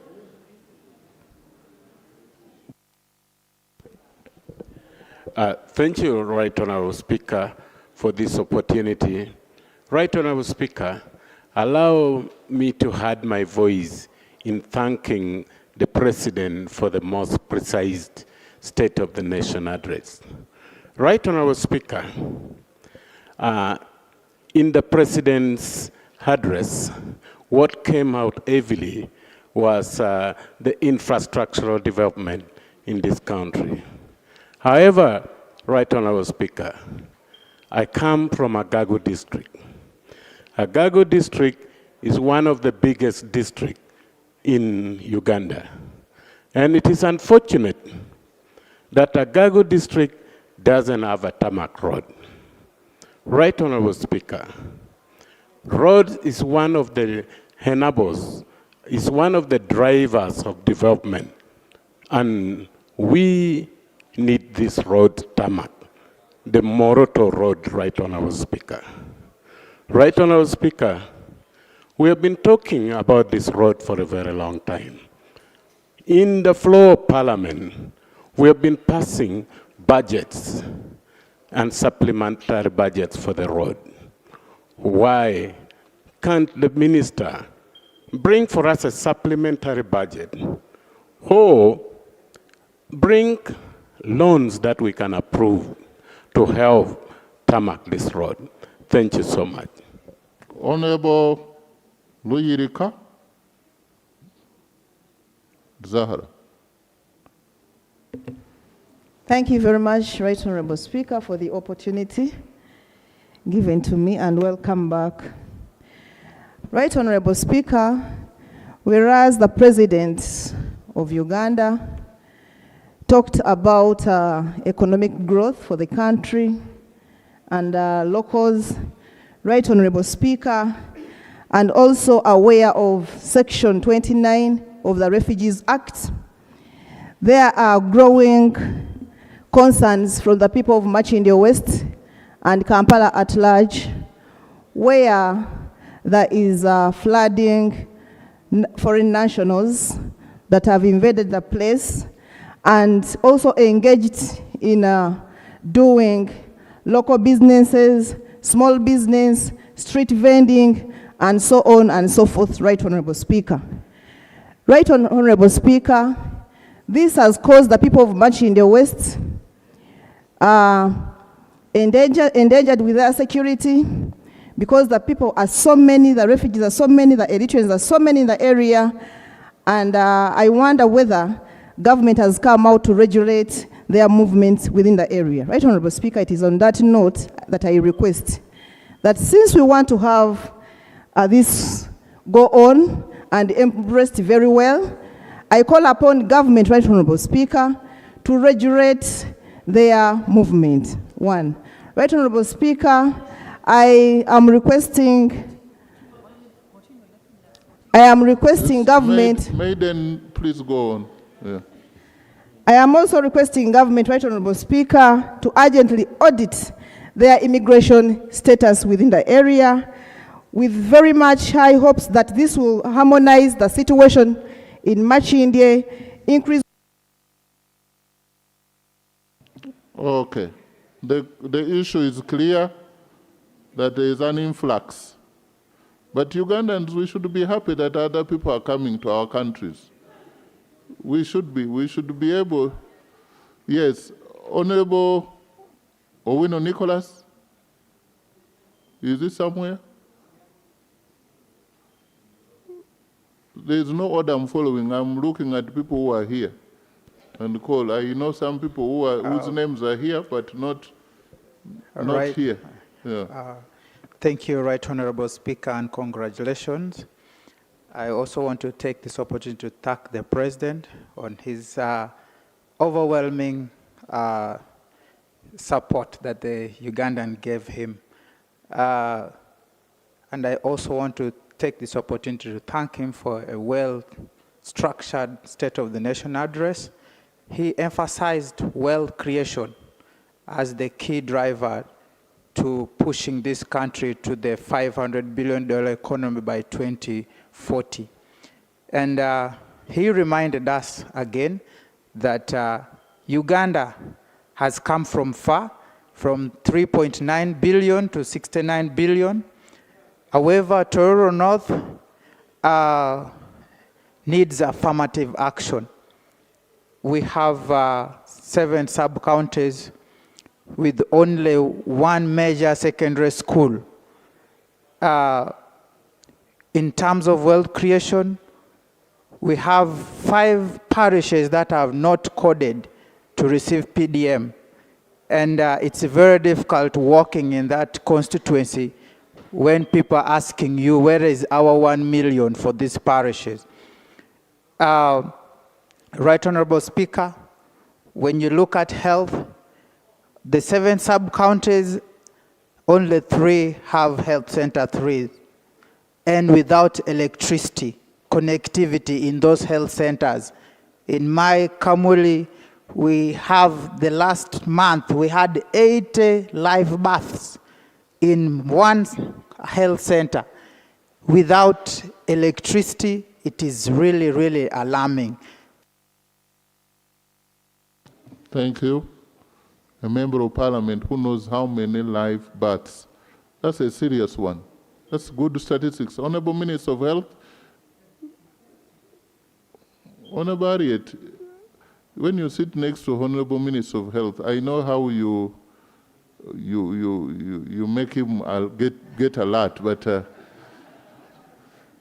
you've heard about that, the issue of 7 sub-counties. Now in your comprehensive report to where it can generate debate, we can be able to hear what are your plans as for health centers and yes. Honorable Amelia, and I will follow Honorable Sylvia, Dr. Sylvia, then I will go to Honorable Kasukari of Mwenge Central. Then those are people I've seen, they are available. Then I will come Okecho John, then Honorable Paul. No, before Okecho. All those 5 there, they are written here. Yeah, Honorable Amelia. Yes, Right Honorable Speaker, I welcome you back from Malawi. Comment on the state of the nation.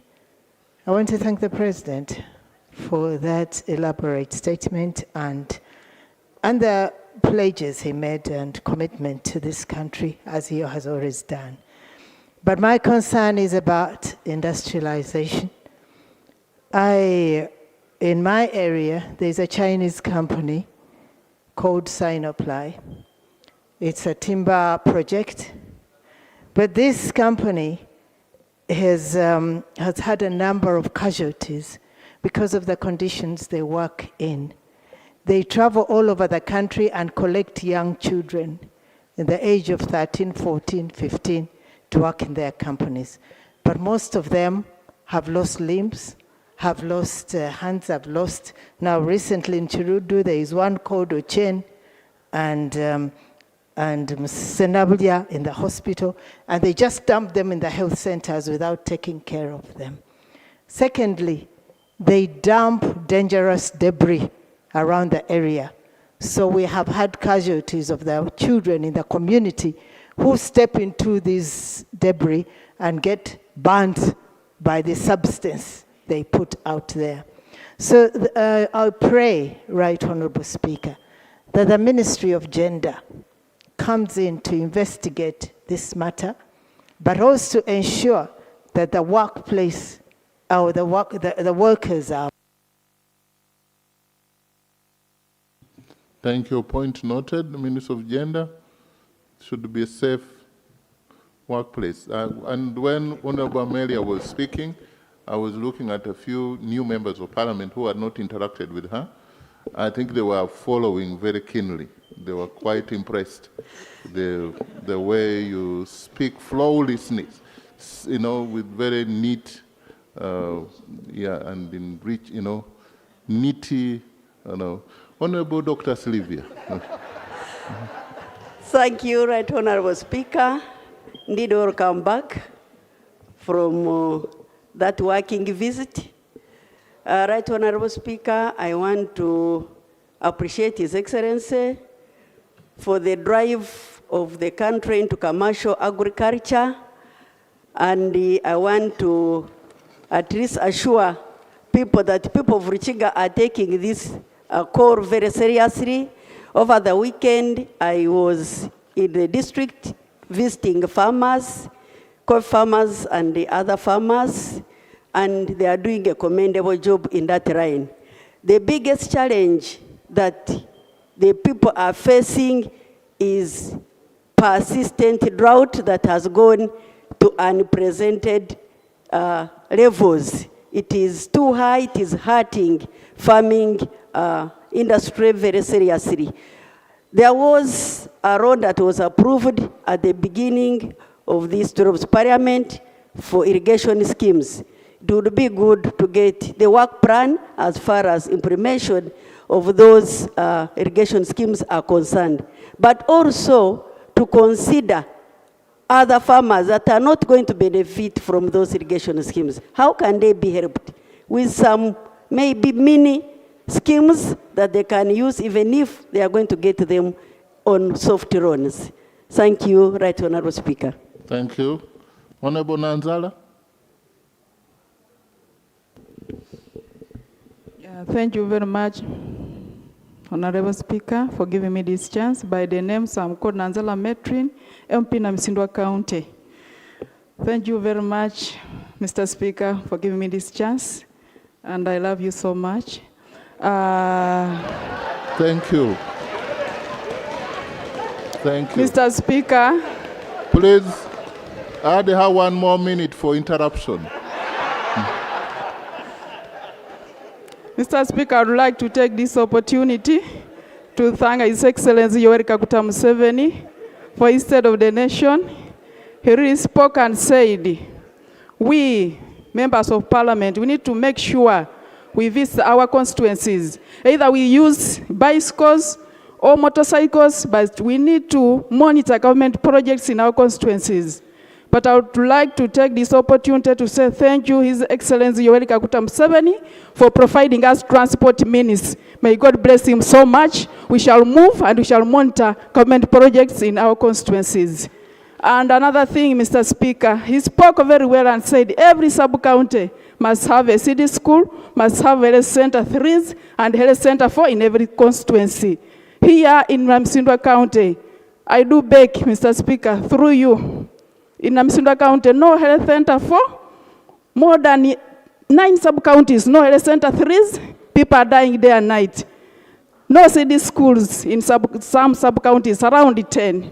So I beg, through you, Mr. Speaker, that let God do a miracle, because we have suffered many years. And His Excellency, when he came, he told us the road from Kufu, Nambola, Magale, Bumbo Road, that they are going to tarmac.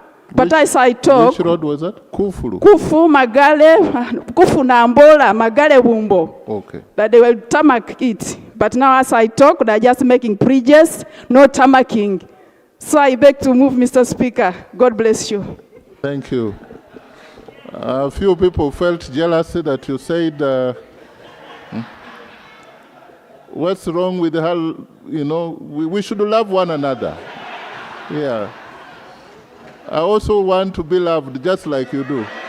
Honorable Mara Paul, the Otuke giant. Thank you, Right Honorable Speaker. I would also like to join my colleagues to appreciate the President for the accountability he gave during the State of the Nation address. I also like to thank him for laying out the strategic themes for the next financial year, bringing many of our poor into the money economy, the issues of strategic security, and also laying clear economic targets. Right Honorable Speaker, if it is achieved, will make our economy grow tremendously. Right Honorable Speaker, what worries me though is our ability to fund our budget. Just to give you a sense, this financial year, our budget of 84.3 trillion, we would only be able to raise 44 trillion. The rest is going to be borrowed. And at the present moment, our debt position is 115 trillion.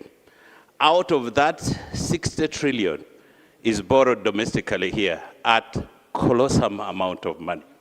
I would want to suggest strongly that our Committee of Finance should do whatever is possible to support the Uganda Revenue Authority so that we can continue to collect more domestic revenues and we lessen on borrowing so that our fiscal space can increase. Right Honorable Speaker, as we speak now, 12 trillion will go towards servicing our debt and interest. The discretionary expenditure for this financial year is only 47 trillion out of the 84. The other. I know time is not enough for that technical submission. I appreciate it. I really love you also for your in-depth knowledge. Honorable Kasukari, then we shall have Honorable Wokuri. Thank you, Right Honorable Speaker, for giving me this opportunity to add my voice on supporting the motion for resolution of Parliament to express our gratitude to our dear President for the explicit presentation he made to the nation in June this year. Right Honorable Speaker, the gist of this presentation of the President was one, the 6.4% annual economic growth that is projected for this year, and also the intentional push of every Ugandan to go to the money economy by the end of this financial year. Right Honorable Speaker, the major enablers for us to achieve this, one of the major ones is infrastructure development.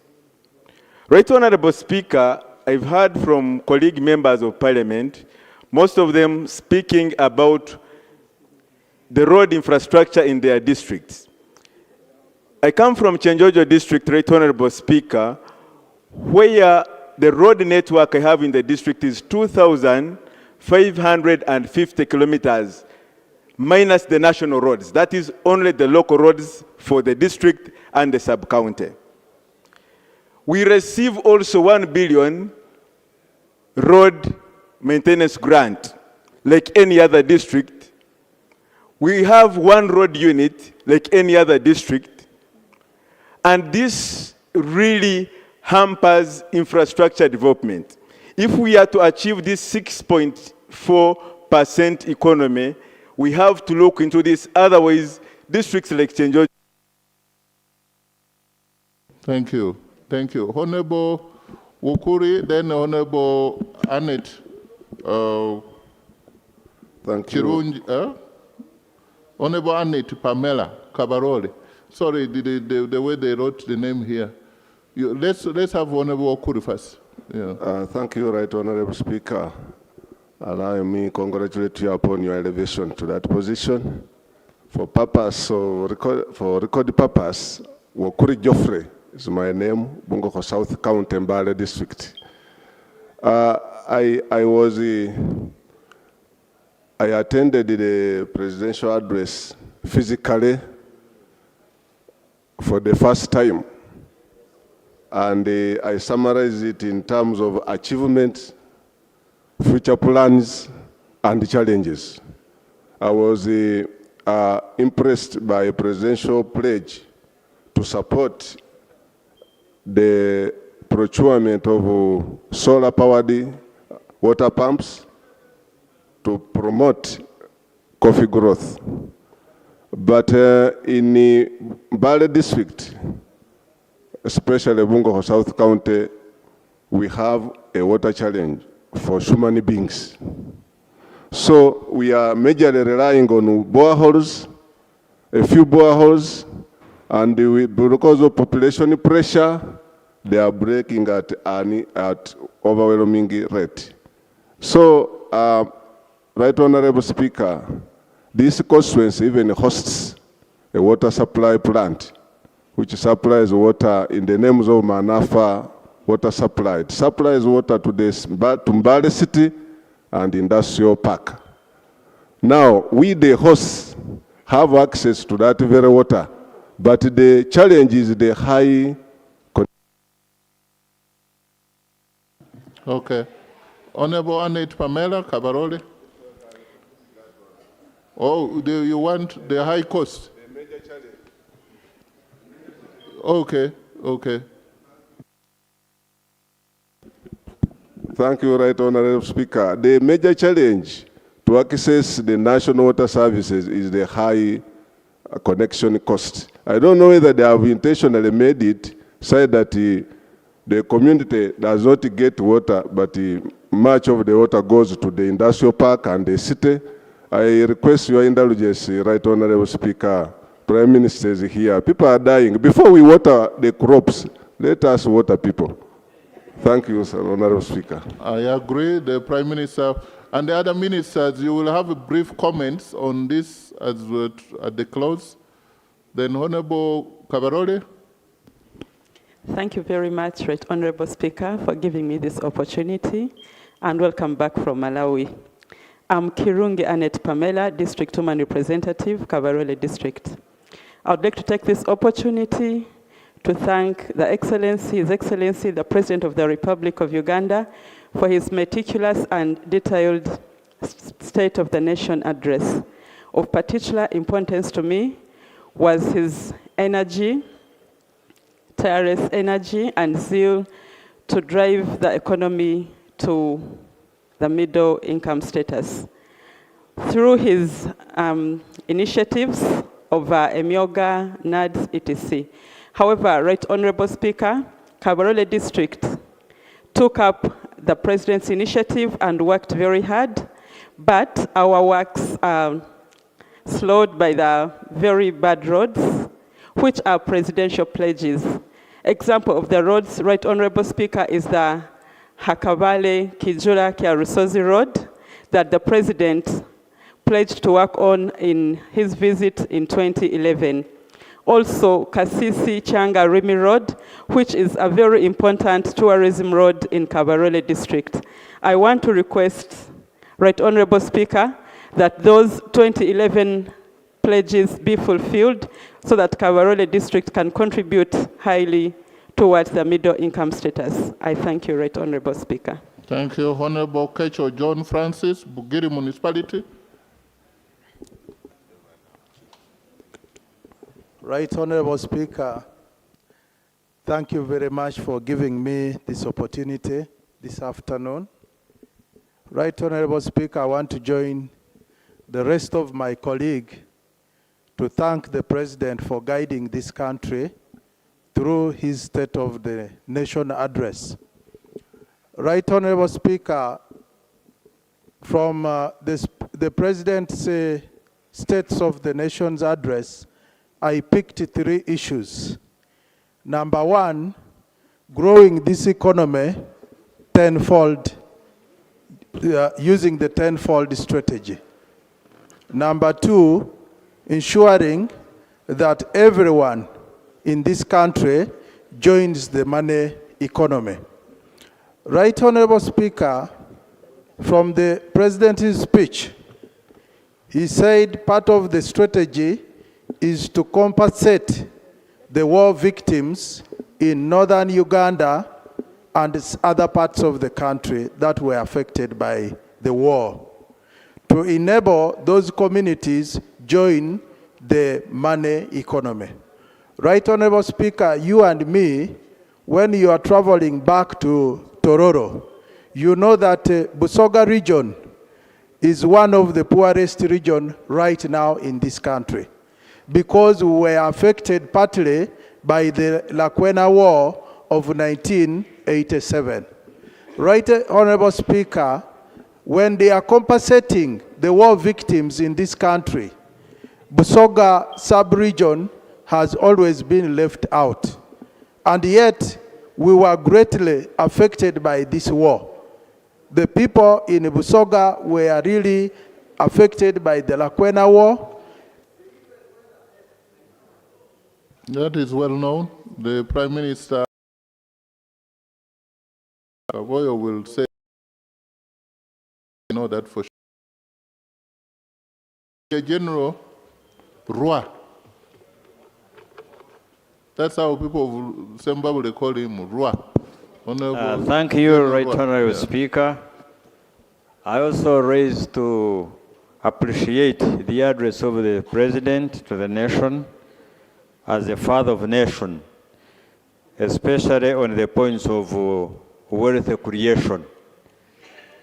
Right Honorable Speaker, there is a problem of population growth rate vis-à-vis the land ratio.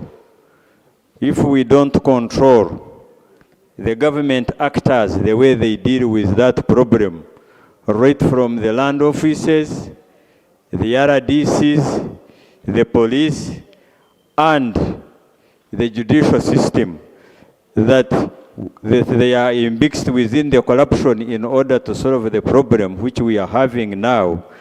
It is the reason I am supporting the work the local government and the Minister of State for Local Government are doing. My prayer here is that all the members of parliament, we should raise up and support these people in all the areas in order to prevent a future land conflict in this country. Because there is a big problem if you're going to see what is happening today. That's what I wanted to say about that. I thank you, Right Honorable. Thank you, Honorable Kanabi. Jimmy.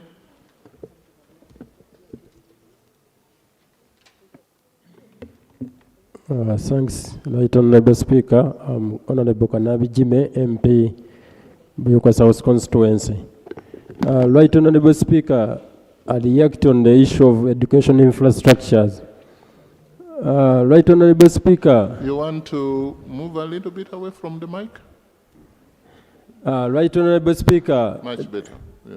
The government of Uganda under Education Ministry came up with a policy of one secondary school attached to a sub-county and at least one primary school attached to a parish level.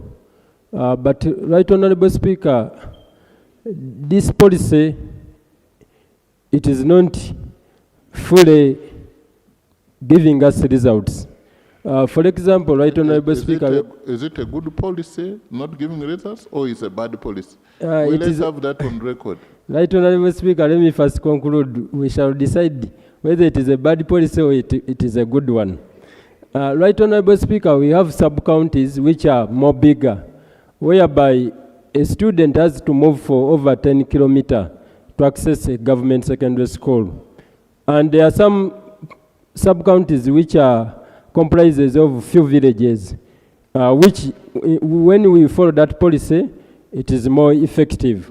But there are some sub-counties which are big, and the government of Uganda in 2021 caused a ban not to create more administrative units, which is affecting people also to benefit, with, most especially those ones which are having big sub-counties. Right Honorable Speaker, I think when you go to Bukwe sub-county, we have a village called Dibobwa. A student has to move for over 10 kilometers to access C. conclude on that? We have where C is. Yeah. We have students which move from Bubwa to see Victoria, and that distance is over 10 kilometers. And when you come to Naja sub-county, there is a village from Busagazi to Naja sub-county or Naja town where students access secondary school. And this has created a lot of effect in school dropouts, especially among the girl child. I think this policy can work or can be revised so that we consider the distance, not the sub-county basis. The same applies to LSS Center 3s and LSS Center 2s.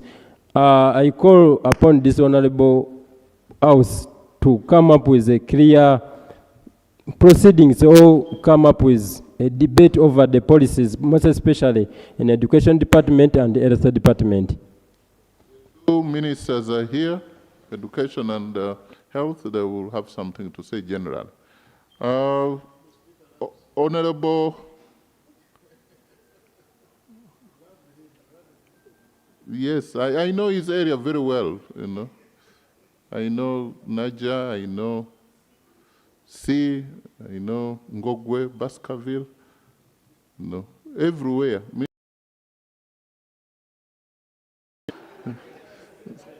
Yes. Yeah.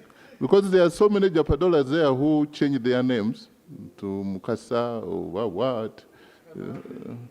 Yeah. I know even there is somebody here who is also an MP of, you are the MP of that general there. Yes, so you know I know your area. So, Honorable Patrick Okello.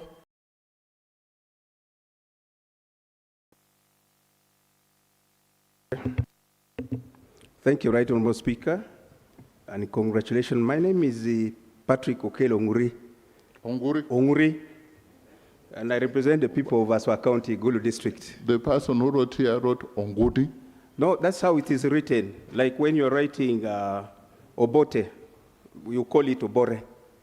Okay. It is about the pronunciation. Right Honorable Speaker, I am also the Shadow Minister for Local Government. Okay. And congratulations for ascending into that seat. We shook the mangoes.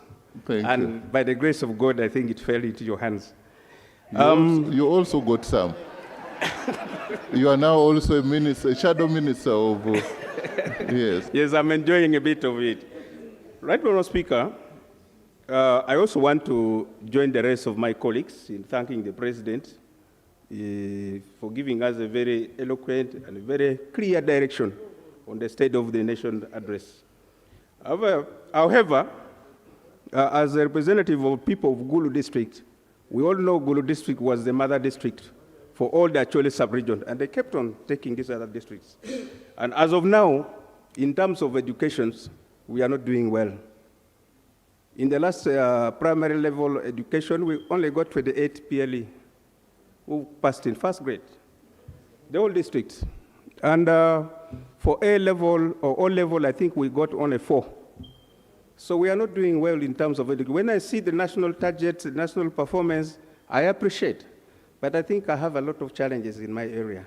In terms of health services, Gulu District Health Hospital had been upgraded to a regional referral. And we remain with our health center 4. I think the Honorable Namere passed there, and things are not good. One, we don't have an... Just 1 minute, I interrupted him. 3. We don't have an active ambulance for our health center 4. In our health center 4, we don't have a ward for the male, we don't have a ward for the children. And yet, you find that in the female ward, our birth rate per month goes to about 120 per month.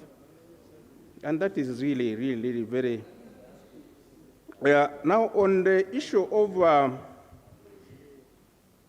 agriculture, also we are having a big challenge. The extension workers are not in place. I don't know whether they are not facilitated. I think we really have a lot to do for our people in Gulu District. It is a new district. As of now, our revenue that we collect per year is all about, it doesn't go beyond 500 million in 1 year. So much as the president spoke very well about the transition, government projects are going there, but one of the biggest problems we have there is corruption. I would be happy to see the Balam and the Namere join me as the shadow minister, and we stamp out corruption in the area. I submit. Thank you. Thank you. Honorable Jala Meso. Is that the one? Honorable Jala Meso Fred. Oh, Jala Meso. Thank you so much, Right Honorable Speaker. Oh, Lango. Oh.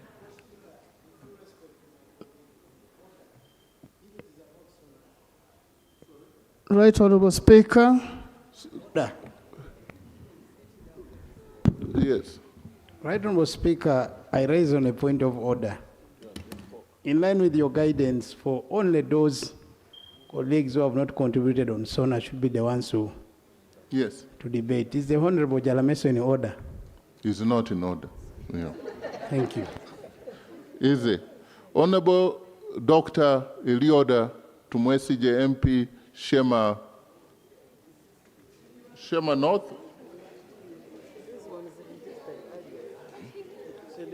And I must thank Honorable Peter Gwang for being very vigilant.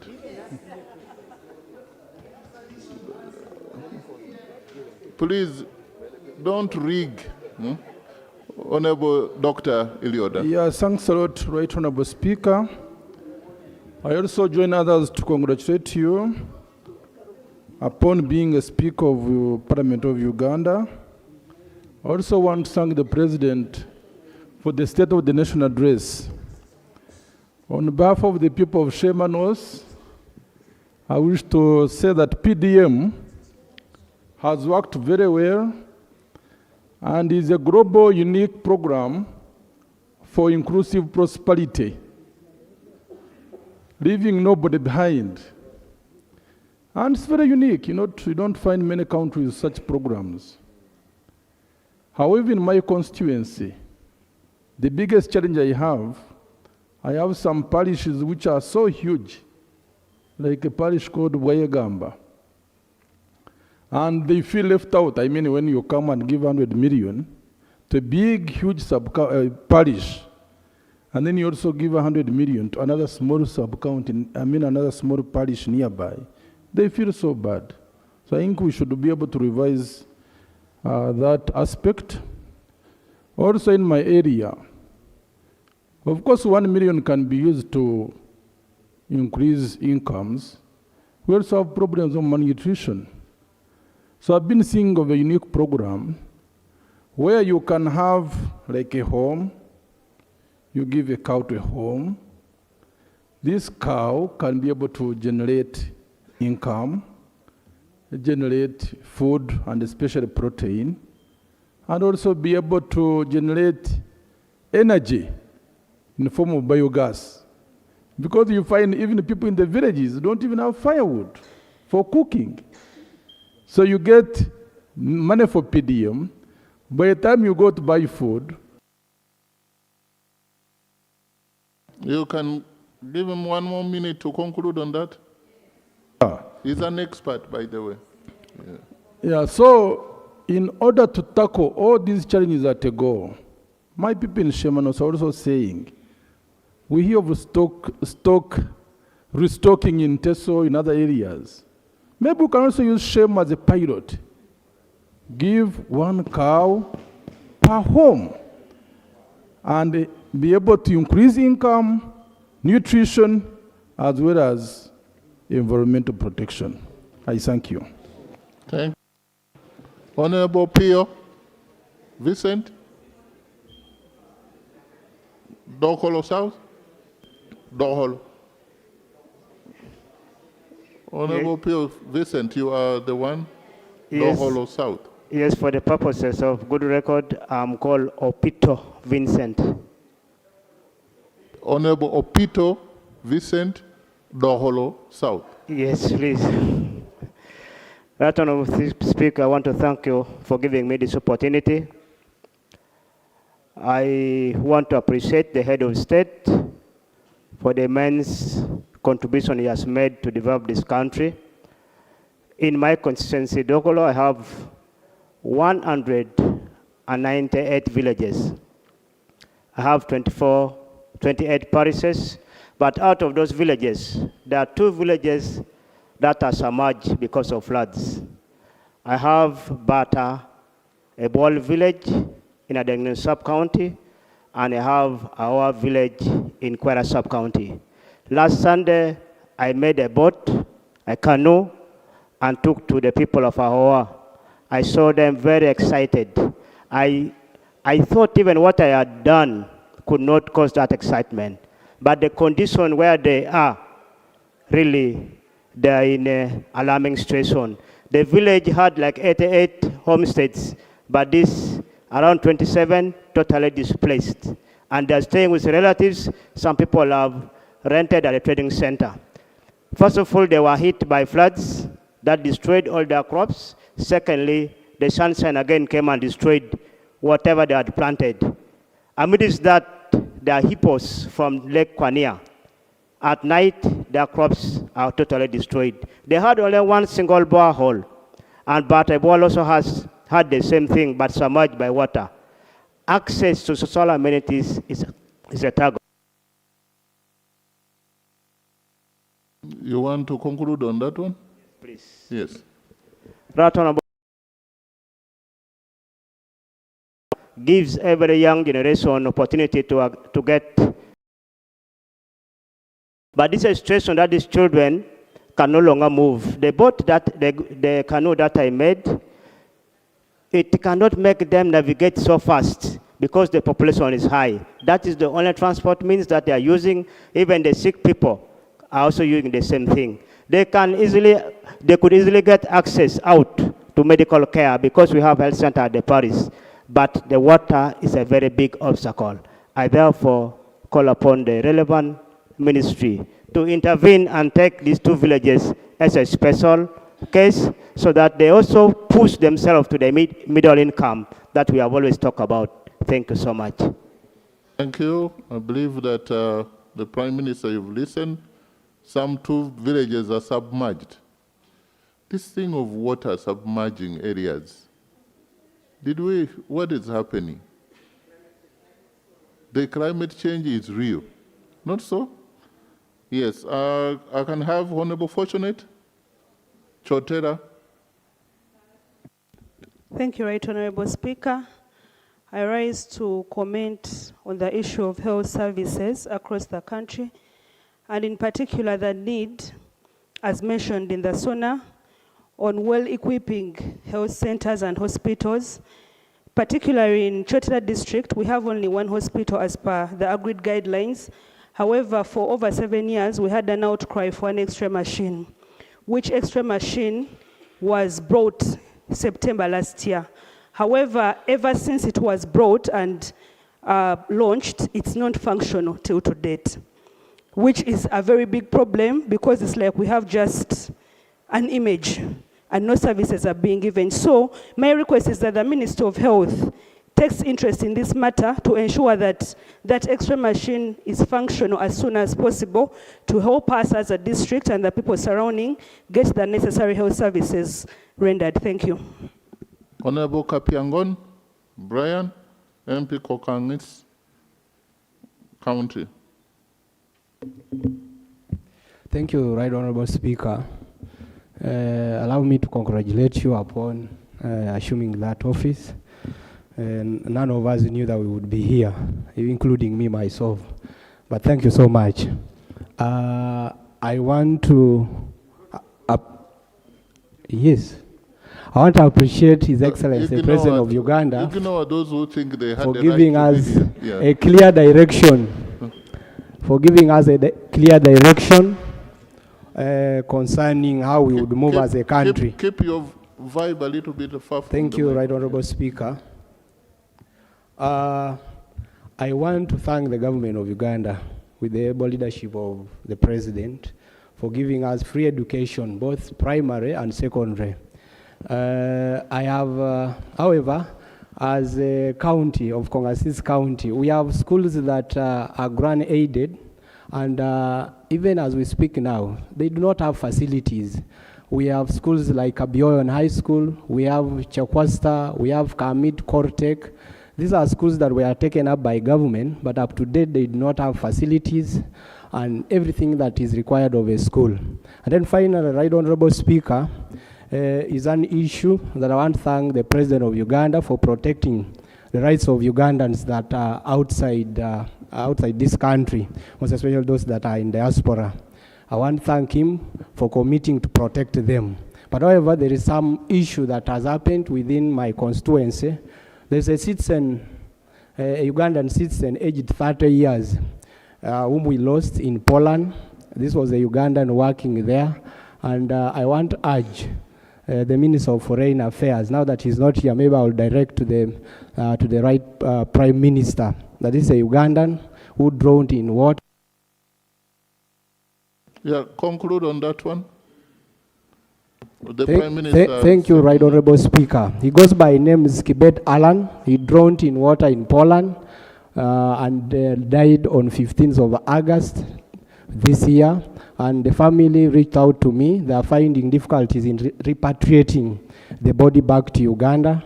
The pro forma invoice says that they need around $15,000, and the family is unable to raise this amount of money. So I want to request the Right Honorable Prime Minister maybe to urgently look into this matter so that we have the body of Kibet Alan get a decent burial here in Uganda. I thank you. Thank you. Honorable Prime Minister, why don't you quickly respond to that? We all Africans love our dead bodies back. The best you can do is to support that family, to grieve while seeing the dead body here. Prime Minister? The country is Poland or Holland? Poland. So, Right Honorable Speaker, with your permission, I will liaise with my brother so that we get more details and bring this to the attention of the head of state to see if help can be offered. Thank you. Thank you. Thank you very much. And this is why we are elected. That's now representation. You pick issues, you bring, government picks it. Honorable Sarah Lugose, woman MP of Butaleja, my neighbors.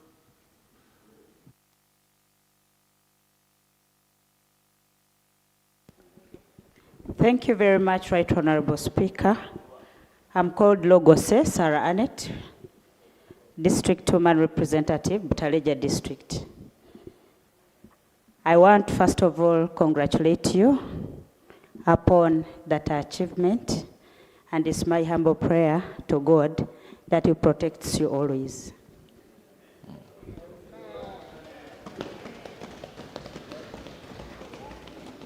I raised to join. Apparently, there are those who think God should not protect me at all. Yeah, go ahead. It is my prayer that you're always protected, and may God accord you all the wisdom to also keep us in house representing our people.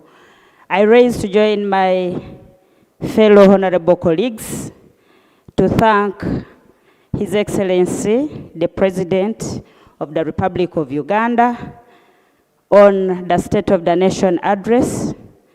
And during his comprehensive State of the Nation address, he talked about 4 key enablers, and amongst them I picked out production. Butaleja district is a low-lying area, and we have been surviving on rice farming. And according to his consistent encouragement for us to pick up economically into the middle income status, I want to thank him for always encouraging us, and with the people of Butaleja who entrusted me with their votes are also very thankful. But the some corruption there. Speaker's neighbor, 1 minute more. Thank you. They have an outcry about the floods that have kept on sweeping their rice, especially when the heavy rains come, and these heavy downpours always come from the Elgon Mountains. And now they are wondering, since the president is encouraging them to go ahead to use the swampy areas for fish farming, they are wondering if these fish will not be swept away, just like the rice has been swept away always. And they are also requesting that there must be a comprehensive study to understand the benefits of rice farming vis-a-vis fish farming, so that they can transform peacefully, and they are very prepared for that. Thank you very much. I beg to submit. Thank you. Honorable Ojit Peter. After him, if you are here and you've not spoken on State of the Nation address, and the heaven bears you truth, and you want to speak, I will give you opportunity. I will give opportunity to 5 people whose names are not here, and I've seen already. Yes. Thank you, Right Honorable Speaker, for giving me this chance.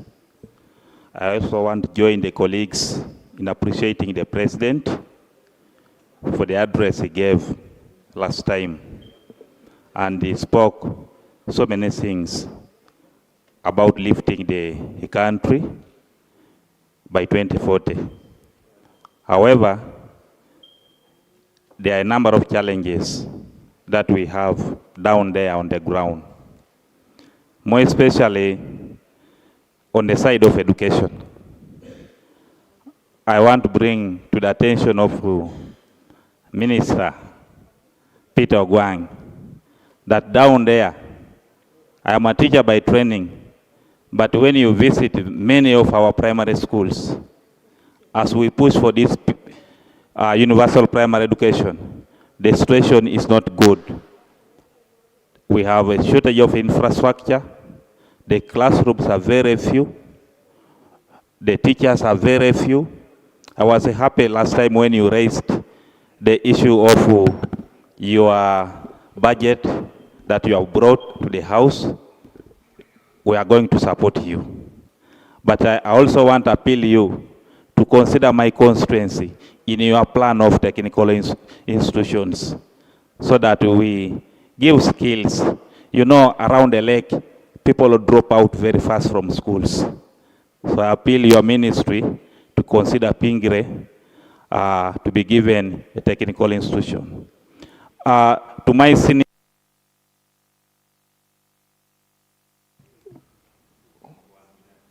what do you want to say in 1 minute? I gave you 2. You said down there. Nobody knows what down there means. Huh? Yes, conclude. Talk about up there. Yeah. Thank you. To my senior minister, Dr. Chris, Pingire constituency is surrounded by water. And we are very fertile. We produce a lot. I appeal your ministry to consider Pingire County to be uplifted to health center for status, so that we have a doctor, we have scanning machine, so that women are not disturbed to travel a lot. That's my appeal to your office in your next considerations of health center force. Thank you very much. Please consider me very seriously. Honorable Tete. Thank you. Honorable Minister, you're taking note, and I think we are going to begin with the health next week. Thank you very much, Yeah. Right Honorable Speaker. My name is Tete Chelangat Evelyn, Member of Parliament, Bukwa District. Mr. Speaker, I stand to support the motion to thank His Excellency the President for his State of the Nation address. I want to thank him for 2 things. 1, security. In Sebei, we had mass cattle rustling and killings, but as we talk, the President intervened and we have peace in Sebei. We thank God, though we have small pockets of theft. Then secondly, Mr. Speaker, sir, I want to thank His Excellency the President for the road in Sebei. We have Kapchorwa Swam Road to Kenya. I'm really very proud for that road. And I must thank my colleagues whom we are together in the 8th and 9th Parliament, including you. You did, Honorable the Deputy Prime Minister. Honorable Speaker, in Sebei we have two terrains. We have two terrains. We have the upper belt, which is mountainous, where the tarmac road passes. Then we also have the lower belt, which is the plains. It also has a road, which is the security road. It covers 4 districts, Kapchorwa, Kwen, Amudat, and Buko, this security road. And it passes through Chepsukuja, Kiriki, Kogoyeng, Town Council Riwo, Sub-County Riwo, Buko Sub-County, Capital Riwo, up to the border of Kenya. Government invested a lot of money to work on that road. And as we talk now, the road is not functional. My brother, the Deputy Prime Minister, can attest to it. He's the one who worked hard to make sure that road existed. The road is dead. It is a security road.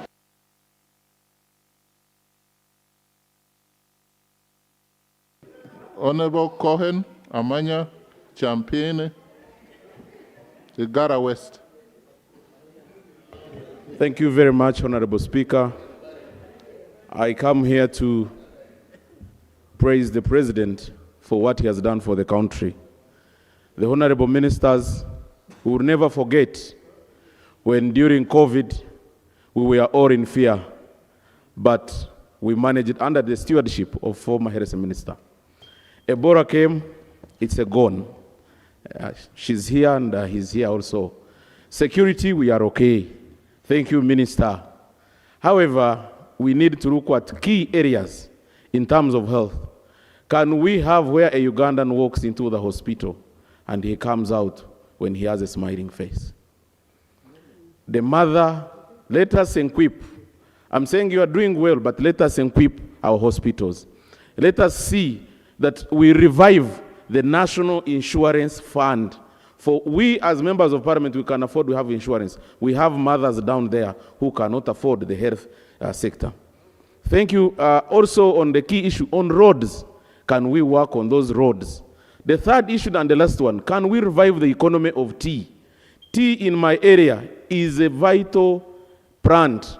And I want to say this, the government is putting so much in coffee, in other sector. Let us revive an economy of tea where one wakes up in the morning, the planter gets money, the farmer gets the money, government gets money, and everyone is happy at home. Honorable colleagues, let us fight corruption. And as members of parliament, I can attest that out there, the members are happy with us and our speaker. Let us guide, let us be together, let us fight. Uganda is ours. We will never have another Ugandan. We work together, we fail together because Uganda is one. Thank you very much. Thank you. You see, that kind of debate, you can criticize and ask for more. You thank and you ask for more. Honorable Bioma Oswald, yes. Deus, is that not written well? You please allow me. You correct me if I'm wrong. Thank you, Mr. Speaker. Say your name. For the record, my name is Bioma Oswald Dez, Member of Parliament, Maogola County. Yes. I want to thank the President for his speech on the nation. It was really very, very nice. But let me go to my county, Maogola County. I have 4 issues that I want to raise in this house. One, I want to thank government for having built us a state-of-art health center 4 at Matete. But it's completed, we don't have workers, no equipment, no drugs. Minister of Health should work on this. Another thing, I want to thank government too for having built us a water project, a big water project started at Matete.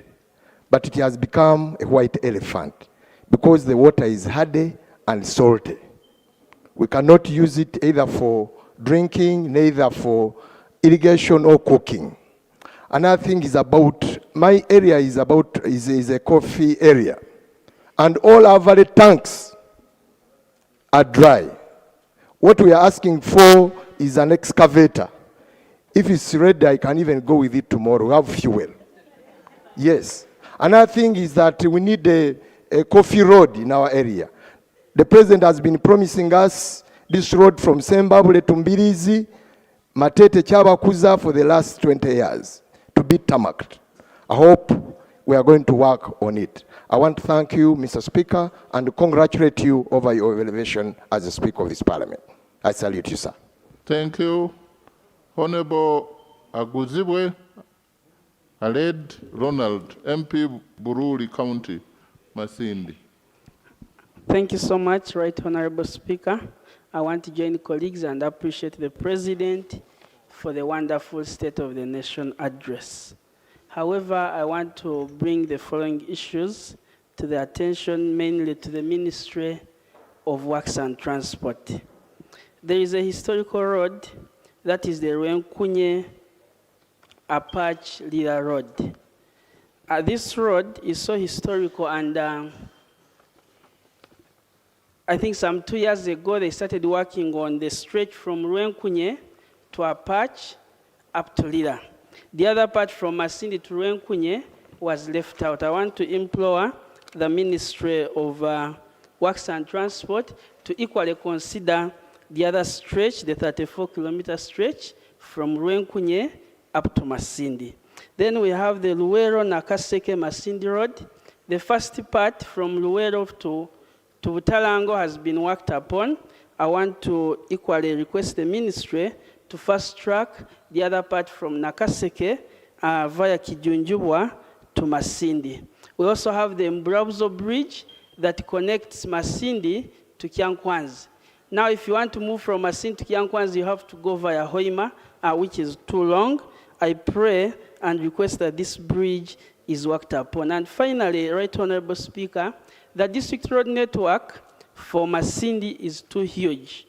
I want to request that we can have some reclassification of some district roads to national roads, including but not limited to the Pakani Nyakarongo Road, the Kijunjubwa Kitamba Road, Kiatiri Kitanyata, and finally Kisindizi, Kinumi, Katagurukwa Road. Honorable Dr. Florence Asimwe, Masindi District Woman MP. Thank you so much, Right Honorable Speaker. I wish to take this opportunity to congratulate you. Yes, we shook the mangoes, and we are one of the beneficiaries. Yes, I'm Dr. Asimwe Florence Akiki, Woman Member of Parliament, Masindi District.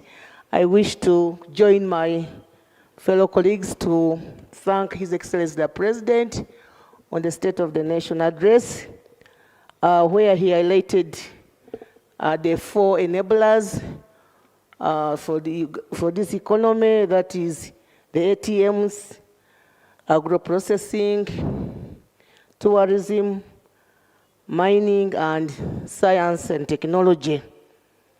However, of recent, because I think of the Ukraine war, the fertilizers have gone up. I've just been informed that urea that was previously at 140,000, a kilo is now at 195,000. For the farmers, this is going to affect them very much, especially the sugarcane growers and others. And then I'm wondering, Right Honorable Speaker, in your district, Tororo, there is a mineral there. I don't know what happened to the investor. We are supposed to be producing fertilizers. So can the government tell us the state of that in factory? Can't we use this chance to have the balance of payments and get the dollars by having this factory producing the fertilizers as Ukraine and the USA continue with their fights? Thank you. Right Honorable Prime Minister, you have a quick one on Sukuru? Anybody? She's referring to the Sukuru phosphates, the fertilizer factory there. As government thinks about who should, yes. Because the balance of payment she's talking about, yes, we would make a lot more money and make fertilizer cheaper if it's done here, yes. Yes, Right Honorable Speaker, thank you, and I thank our colleague for raising this point. The use of fertilizers in our country is very, very, very low rate. And therefore, we should look at it as a strategic intervention to increase agricultural production. We were informed at our last cabinet meeting that there is an investor actually in the country who has started production of fertilizers. So I think what we can undertake now is to ensure that this intervention or these investments are assisted by the state so that as soon as possible there are adequate fertilizers across the country. But I think another honorable member raised the issue of extension workers. And I do hope that at some point our colleagues in agriculture will give a statement to the parliament. My reading, even in my village, is that extension workers are either inadequate or they don't work. And given that largely our population is of peasants, if we do not advise them on how to be more productive, including by use of fertilizers, then it will take that long for us to reach our targets. So in summary, Right Honorable Speaker, fertilizers is a strategic need for our country, and the government is following up this matter. I believe in not a too distant future, the supply of fertilizers in the country will improve. I thank you. Excellent. Honorable Didan Mubangizi. Thank you, Right Honorable Speaker. My name is Didan Mubangizi, the MP, Mwekora South constituency. Right Honorable Speaker, I stand to add my voice to colleagues and members in thanking the President for his precise and good guidance in his State of Nation address. But I would love to draw your attention, Right Honorable Speaker, to the point about wealth creation. Right Honorable Speaker, in my recent oversight role, I have actually found out that wealth creation through PDM in our villages has impacted hugely our constituents. Right Honorable Speaker, there are very many success stories in my constituency that has not been documented, and we want to thank the President for the well-thought program for Ugandans. Right Honorable Speaker, there are, however, challenges in this whole program. I've found out that some of the leaders actually are the ones letting the President and government down through corruption tendencies. I want to call upon all members of Parliament to go down and fight corruption. It doesn't matter whether you are the other side or this side. Development for our people does not know political boundary lines. Right Honorable Speaker, PDM also has another great challenge whereby you'll find that some of the parishes are actually bigger, with big and many villages, hugely populated. I have an example of Karonga Parish in my constituency with 16 villages, getting 100 million vis-a-vis other parishes like Chiriamenvu Parish getting 100 million. Actually, for them, they have given. Yes, the issue of big parishes versus small one is a big issue. It's a big issue that I don't know which minister will, Prime Minister, you would be able to, because I think should be not really pro rata, but population based, the size based. And I think the president, government should guide that people are even here. You want to conclude on that one? As I conclude, Right Honorable Speaker, we, however, as a constituency, Wekora South has many other challenges. We are a home of the regional industrial hub. We accommodate many students. There is no power. There is no electricity, no good roads. We call upon government, as we thank them for the contribution they have made, we call upon government that these should actually be also enhanced, because we will not integrate ourselves in a money economy when actually our people cannot add a basic value to our produce. Let it be milk, let it be maize, let it be coffee. I beg to submit. Thank you. Honorable Chitio Patrick, MP Kapchorwa Municipality, the land of champions. Thank you, Honorable Speaker.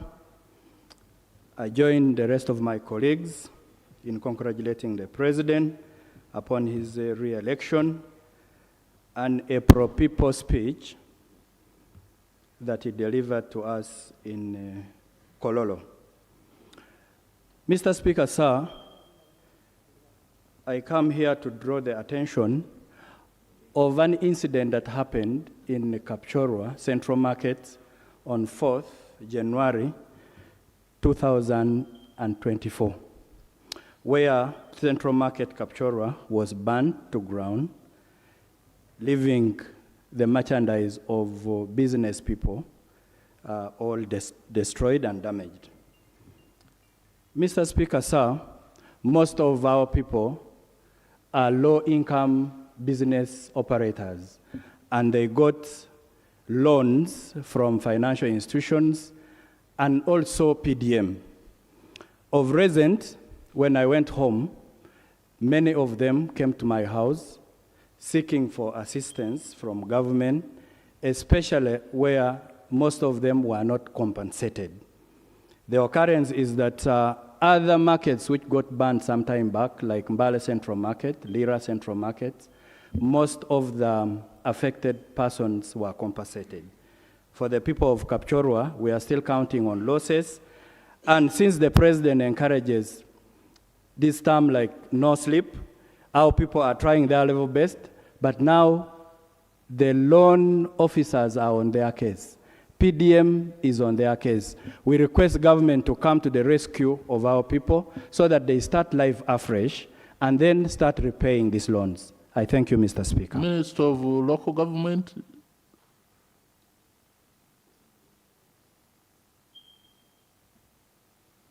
That is Honorable Namere. Thank you, Right Honorable Speaker. Right Honorable, today and yesterday we've had several fruitful engagements with the committees of local government and public service as well as PAC. One of the issues that was at the fore concerns of the members was the parish development model. Today's committee, we came with we came with the head of the PDM Secretariat, and I want to assure the members of parliament, the honorable members, that we are doing a lot of useful sampling in our Expose the Corrupt and Clean Up Local Government campaign. However, Right Honorable, it's very pertinent for the members of parliament to understand that you actually have the power to put PDM right in your constituencies. Recently, when I was in Bodaka, by the time I left, the members of parliament told me, oh, we can actually do things without you. They understood where their power lies, especially in terms of PDM. However, Right Honorable, I don't want to preempt the reports of the committees. One of the suggestions was the members of parliament are given at least 3 weeks to a month so that we all go home and do thorough monitoring of the PDM. We have new guidelines, Honorable, Right Honorable Speaker, we have new guidelines that have been more simplified that are going to be officially laid out by the President. That should be next week. We are concluding them tomorrow with the Right Honorable Prime Minister. You want to say something about the burnt market? Right Honorable, we have a budget for 22 new markets. I could get in touch with the senior minister and the honorable member, and we push for one of them to be that market. Thank you, Right Honorable. I think for Kapchora was more of compensation, but honorable member, you cannot exhaust it all in the, when you look at Honorable Namere, isn't she a person you can easily approach? Yeah, okay. And you sort out these matters. So Honorable Kazora, Ruhi in the South.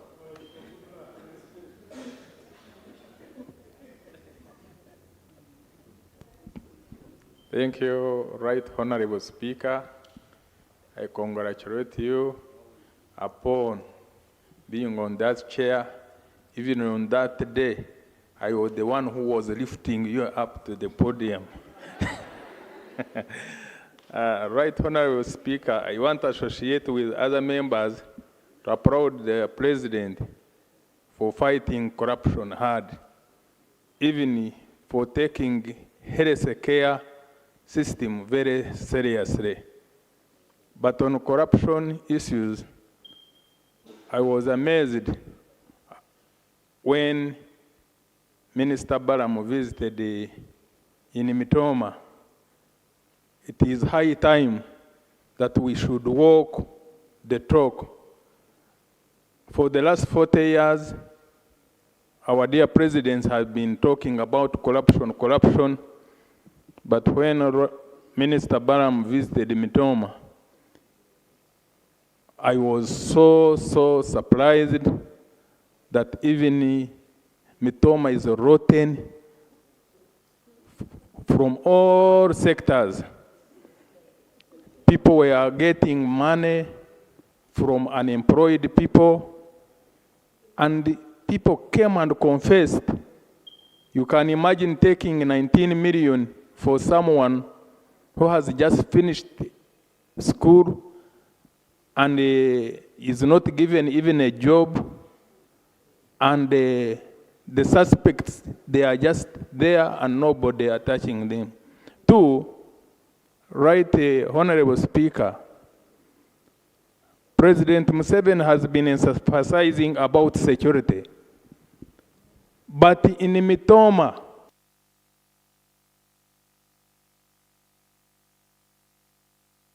you are giving yourself 1 minute? Okay. 1 minute for him to conclude, since he comes from where the Deputy Speaker comes from. Thank you.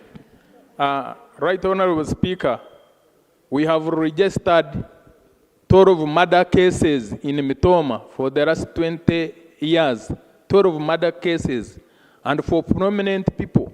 One for Jackson Kajinda, the chairperson LC3 Mutara Sub-County. He was murdered, cold blood, up to date. People have never been arrested. Bweshare, a businessman, has a big hotel in Mbarara, was murdered, cold blood, up to date. There is Kaguma, who was murdered, shoot on gunpoint, up to date. Of recently, one businessman was a contractor with the government. He was murdered just 2 weeks ago in Mitoma, called Nicholas. And we are playing, even people in Mitoma, they are playing that this time, let the case be heard in Mitoma, so that maybe people can realize that this government, at least one people can be prosecuted. And we pray that even other cases that were not followed should be followed, because all records are there. I thank you very much. Thank you. Honorable Kumu Gabriel.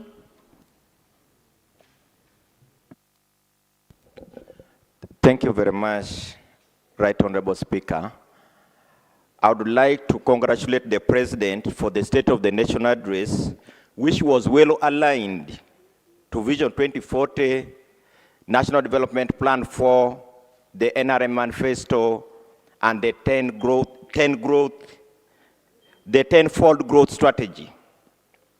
Particularly, Right Honorable Speaker, I would like to thank the President for the Goli Nebi Road, which the minister ably in this parliament committed that will be worked on in this financial year.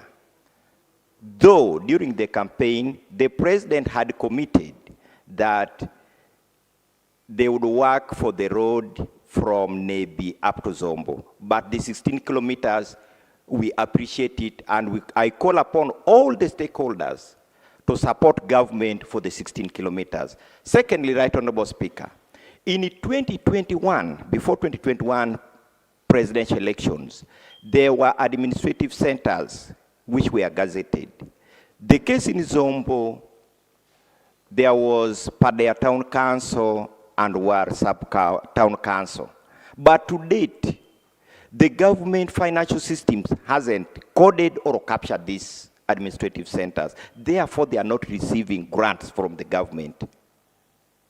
I would like government at least to have a say on that. In addition to that, Right Honorable Speaker, in order for socio-economic transformation of this country, the key enablers are there: health sector, education, peace and security, among others. But in Zombo, most of the sub-counties don't have health center. The Minister of Health, you've heard. You are going to give an overview. Thank you, Honorable. Honorable Aaron Tony, MP Kwania County. Thank you, Mr. Speaker. I am Tony Aaron, Member of Parliament, Kwania County, for records.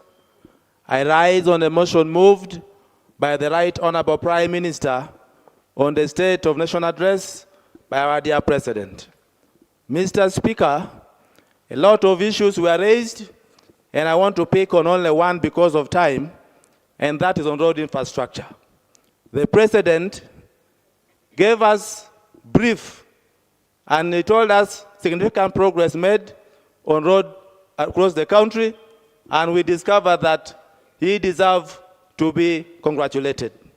However, Mr. Speaker, as you also are aware, and members here, this has been one of the biggest challenges we have in the country, and as you are aware that the government has been allocating money to each district, 1 billion shillings.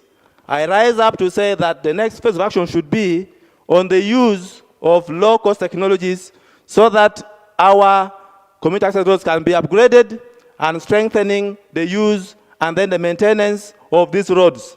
When you look at all access roads across the country, it is not in good state.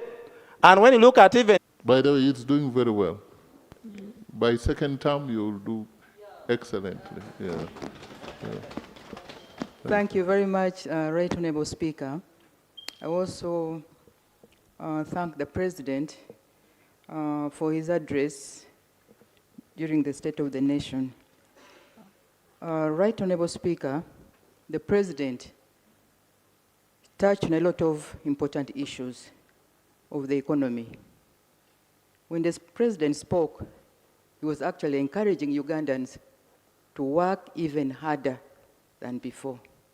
The President was assuring Ugandans of steady progress across the country. Right Honorable Speaker, I'll limit myself to only thanking the President. As a Patch district, we want to thank President Museveni for tarmacking Rwenkunye, Masindi Port, Apach Road through Kwania up to Lira. We thank him for that.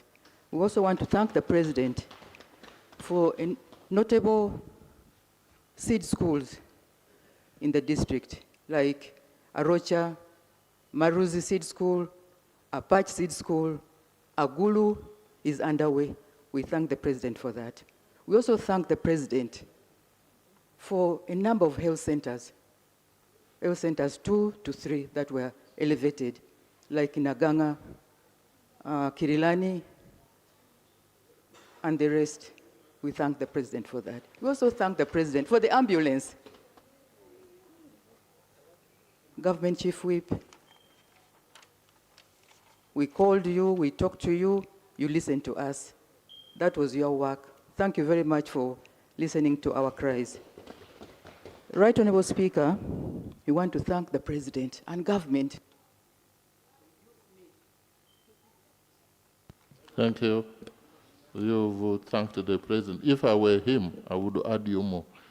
Honorable Achia Kathy, because she's doing excellent work. In politics, we also need to be appreciated. You just feel it. The President is a human being leading a government. He needs to be appreciated where he has done well. And that is what she did throughout. Not that she doesn't have needs. So if I were the President, whom I know is listening, he will call you and ask you, what else do you want? Honorable Chair. Thank you, Right Honorable Speaker. Allow me to thank the President of Uganda, His Excellency, for the love of his country and his people. We love him so much, as Kabong people love him for the work he has done so far. And however, I have one concern on Kobebe Bridge, Right Honorable Speaker. The bridge is actually falling down.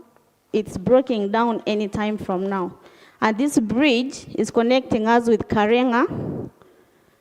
And from the other side of Lolelia still, the bridge is off. So if they all break down, we cannot access Karenga district as a neighboring district. This bridge, at one point in last month, on June, one of the cars got an accident, like 2 cars got an accident and they got burnt. And these cars, one of them were for the field workers who had gone there for field work. And as they were returning back, they failed to negotiate and they entered into a strange, which because of the bridge. I even have the pictures and everything to show that the bridge is really doing badly. We cannot access our neighbors. Thank you. My prayer is to request the Ministry of Works to please help us to plan or allocate some budget for this bridge. And in the district, as we talk, we have so many small bridges that cannot connect us to other sub-counties when it rains. So I call upon the ministry to come. Honorable Paula Turiakayo, District Woman MP, Rukunjiri.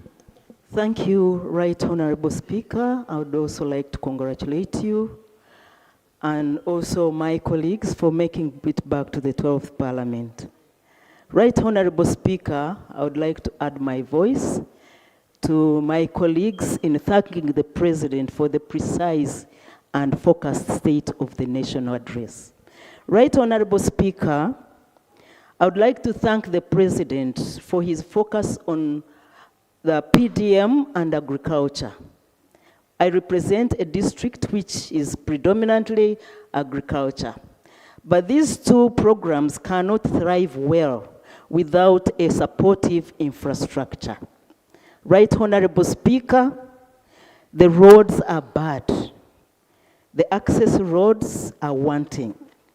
Right Honorable Speaker, we have road units which have served the district now for over 10 years. And they are in a very sorry state.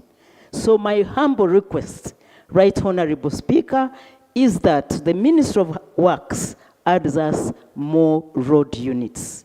Right Honorable Speaker, Rukunjiri District, especially Bugambara Sub-County, borders the Queen Elizabeth National Park.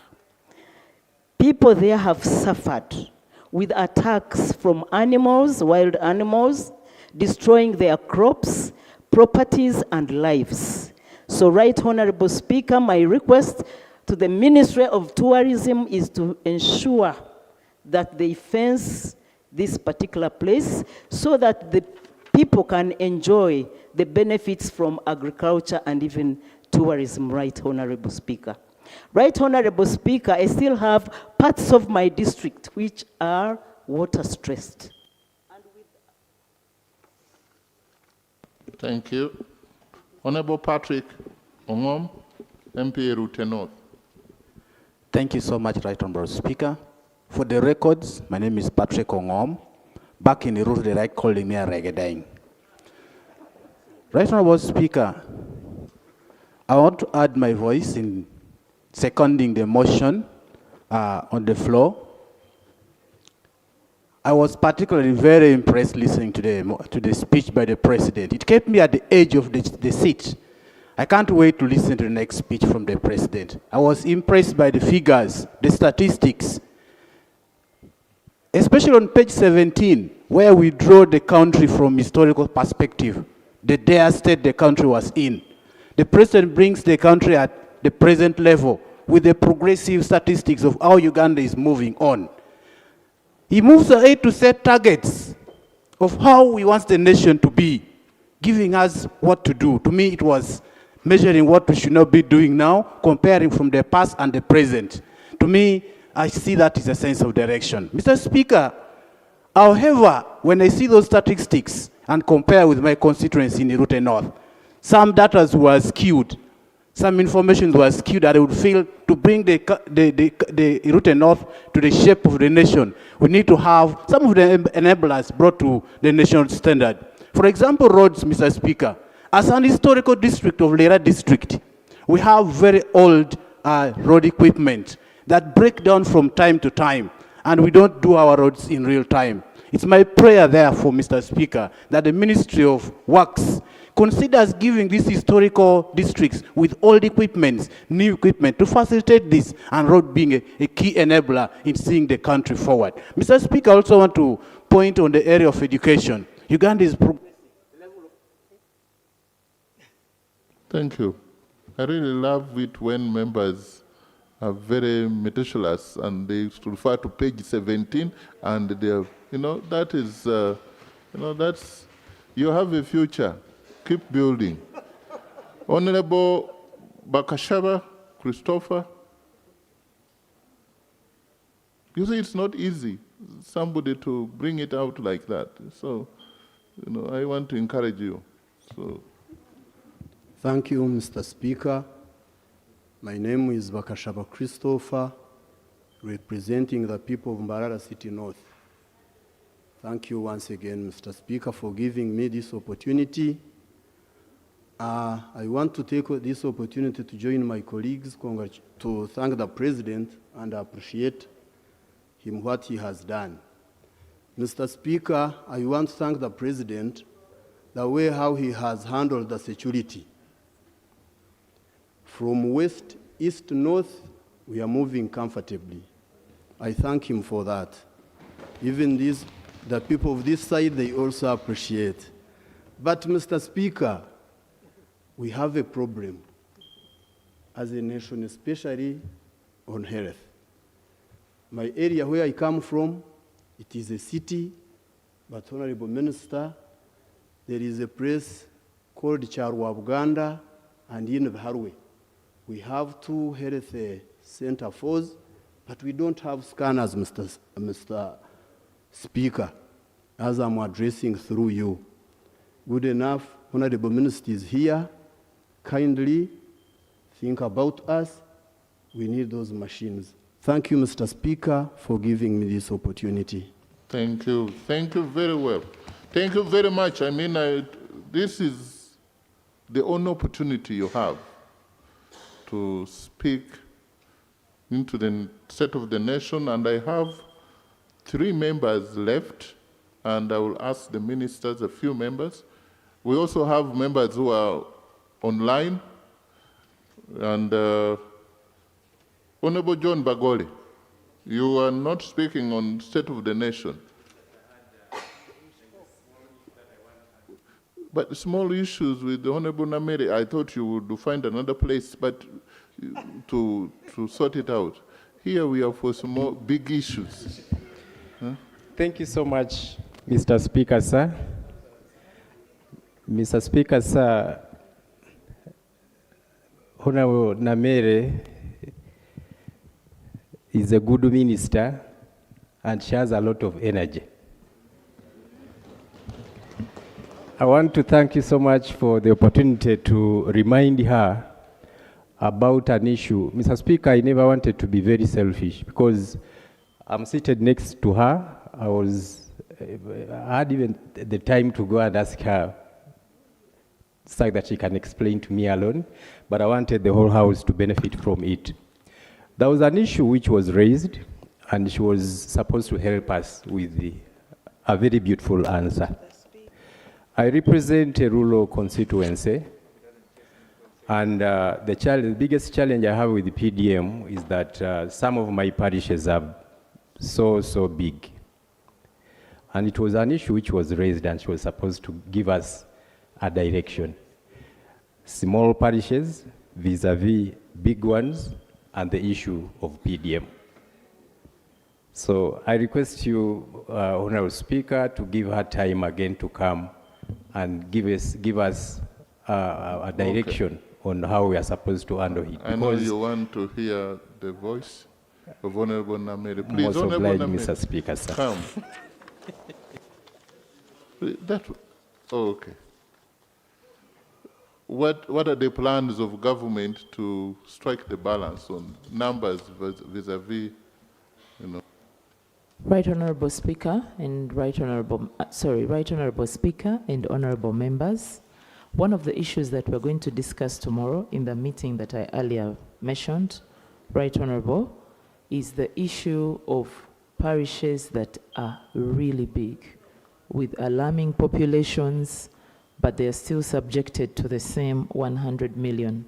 The President promised during the campaigns to look into this matter, and we thank him because he has been very keen on following up this reform.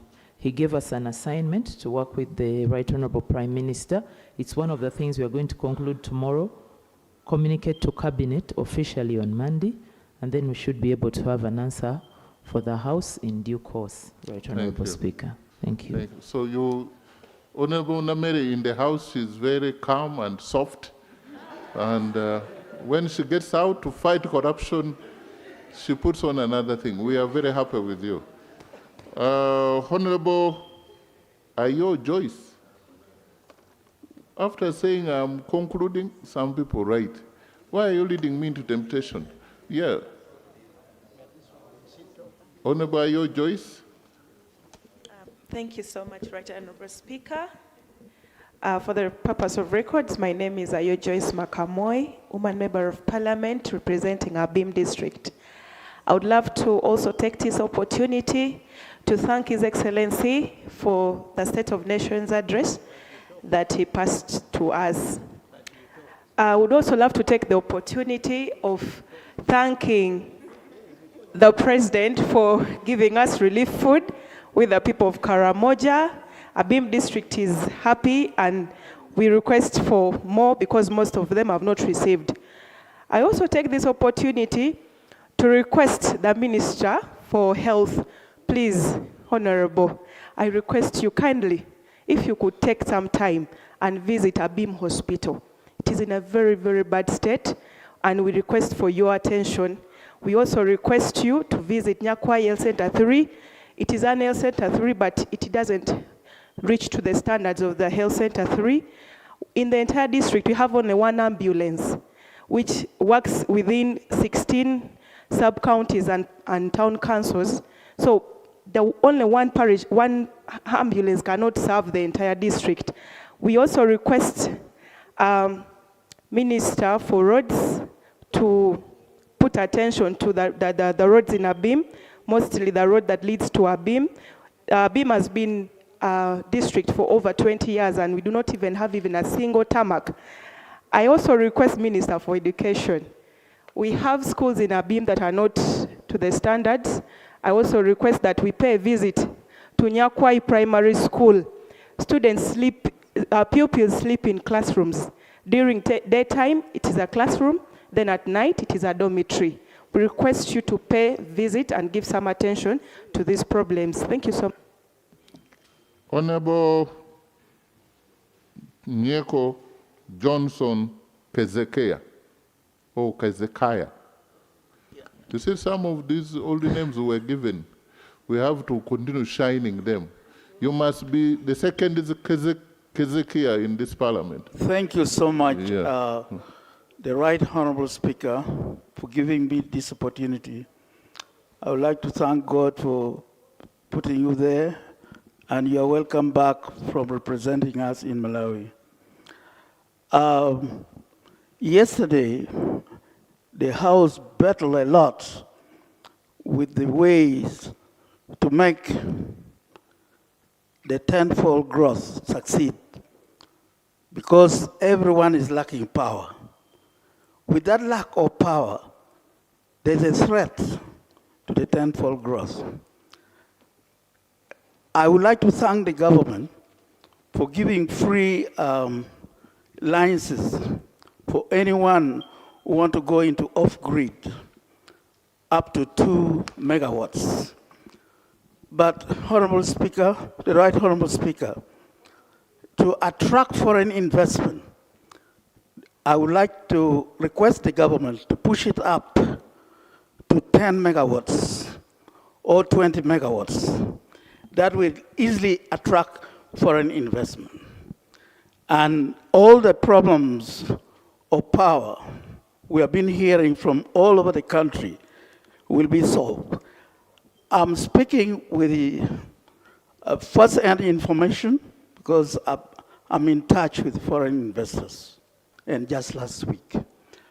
Honorable Speaker, and also to make this happen, the tenfold growth, we need education. We have a lot of wind these days, very powerful wind, especially in Lamour.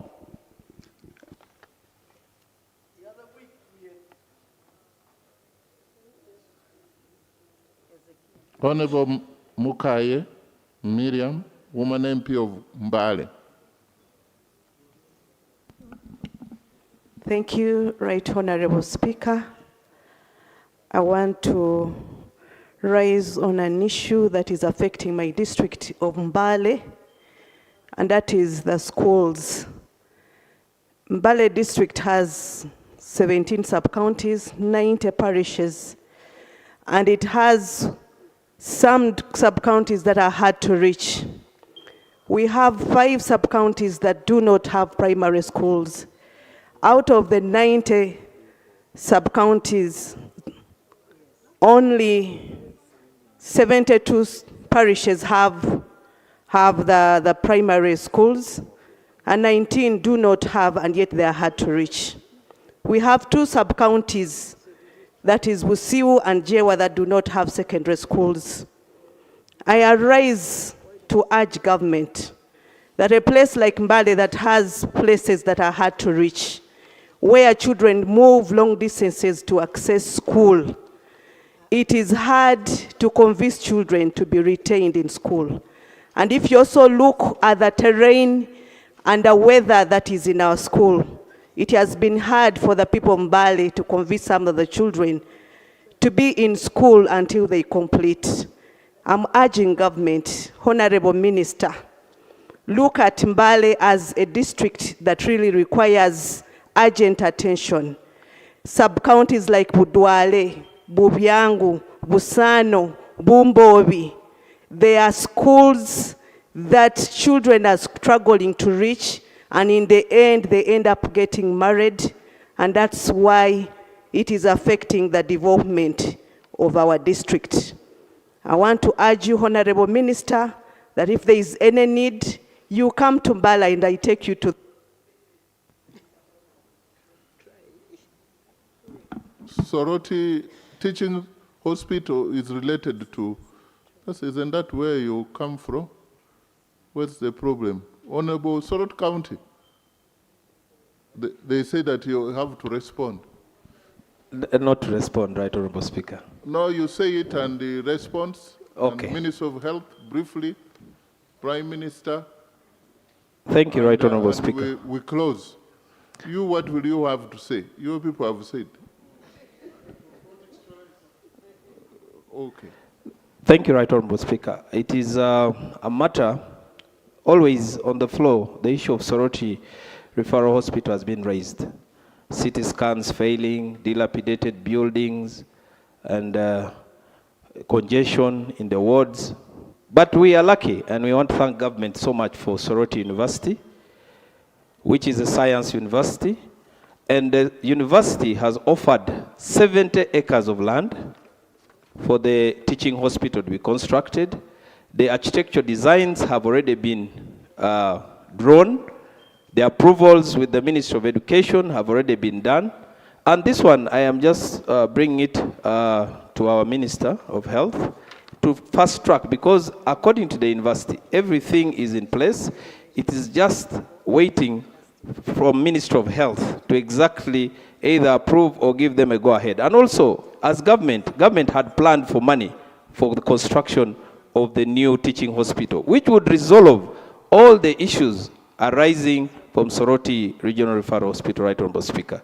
So therefore, my prayer was, since the minister is here, he would go on record and confirm, and also give guidance so that we follow up and ensure that this issue is put to bed. I beg to submit. Lop, then Minister of Education, Minister of Health, and then the Prime Minister will conclude, and we call it a day. We've earned our living, pay today. So we go out. Yeah. We've been called to work. Lop.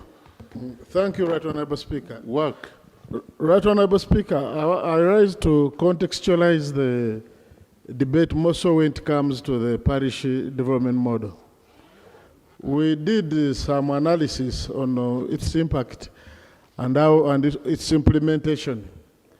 I think what the minister needs to understand that the mode of PDM, there are some parishes, like in Nikazo, which one parish when he has 1,800 people. And there is a parish in Kasubi, here in Kampala, which has 90,000 people. In Mayuge, a parish with 50,000. The net effect of that is that in the period of 5 years, you can distribute that money, and everybody in the parish receives money.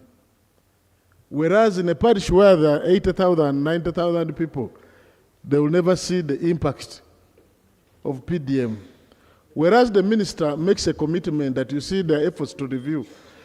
I think what we needed to request to the Honorable Speaker as a House, that before the guidelines are implemented this time around, we have the opportunity to, maybe they are laid, so that if they have any critique we have to make, so that there's an equitable distribution of this money. Actually, it is made, the input is at that point. Because we don't want to come in from a point of complaining that there's no equity. Because at the end of the day, for PDM to be executed, the ministry must come with a budget to this house. Money is appropriated in this house. And they don't know what I'm saying, that money is from the house.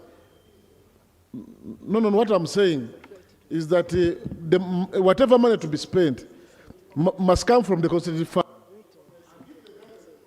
You want to receive information from defense? Look, you already appropriated the money. We have it on the old rules. So we are making them better. But you can't say that we'll come back to appropriate. But we can come back and share with you what are the part of all these views that we are talking about here. That's where it is coming from. President's campaign period, he picked up. His tours, he picked up.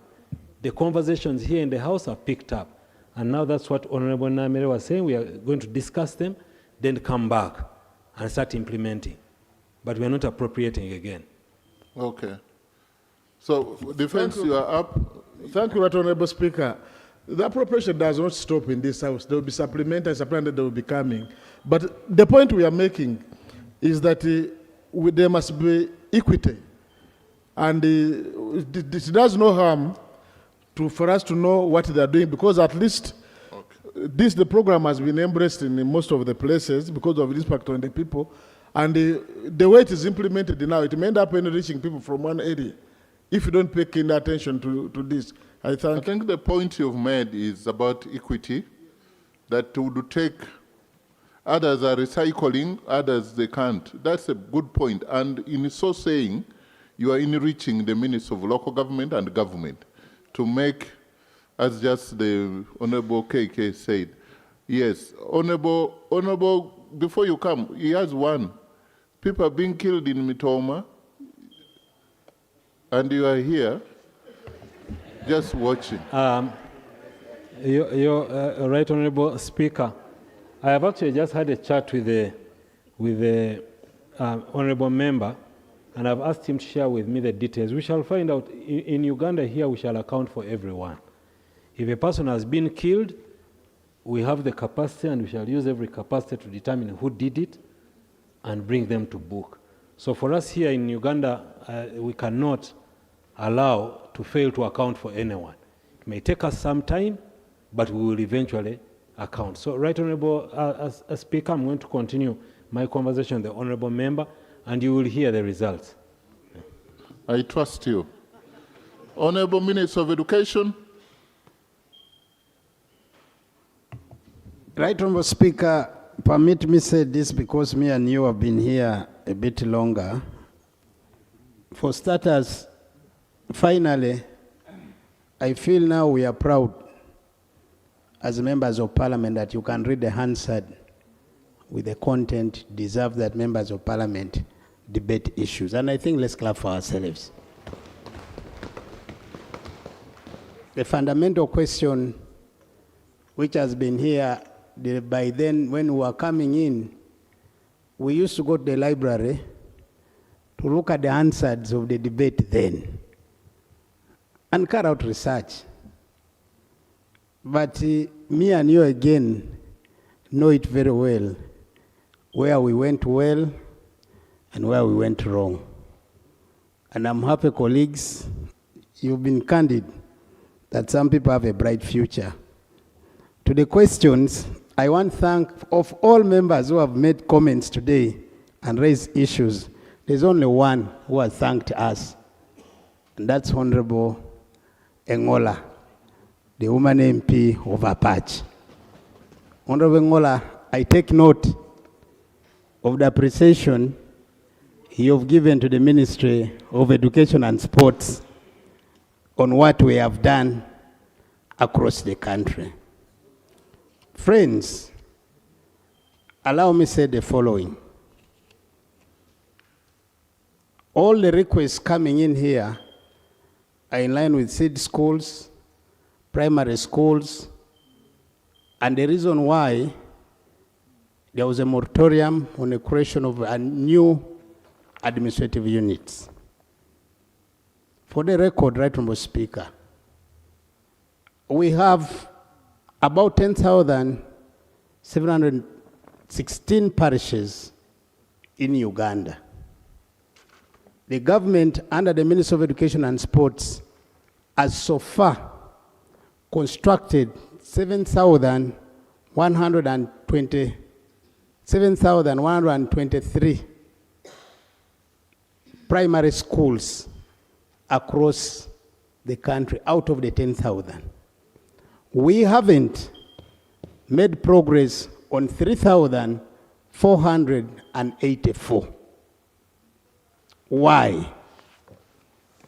It's because if I also give you additional information, as government, we have 12,554 government-aided primary schools across the country. Now you can see, in terms of the planning, that we have more primary schools than the number of parishes we have. But what was the problem then? The policy as of today, it's specific, a parish per primary school. But by then, we were able to put up these primary schools, maybe based on some of the arguments which are coming like PDM. But as of now, I want to confirm to you colleagues, we are working to addressing the fulfillment of the manifesto of having a primary school per parish. No wonder we're insisting that let's not open up asking for more parishes, more sub-counties, when we have not completed those which are already within our planning and budgeting cycle. The question of primary schools, honorable colleagues, I once said this. Yesterday I made a comment here. We had planned to code about 300 primary schools.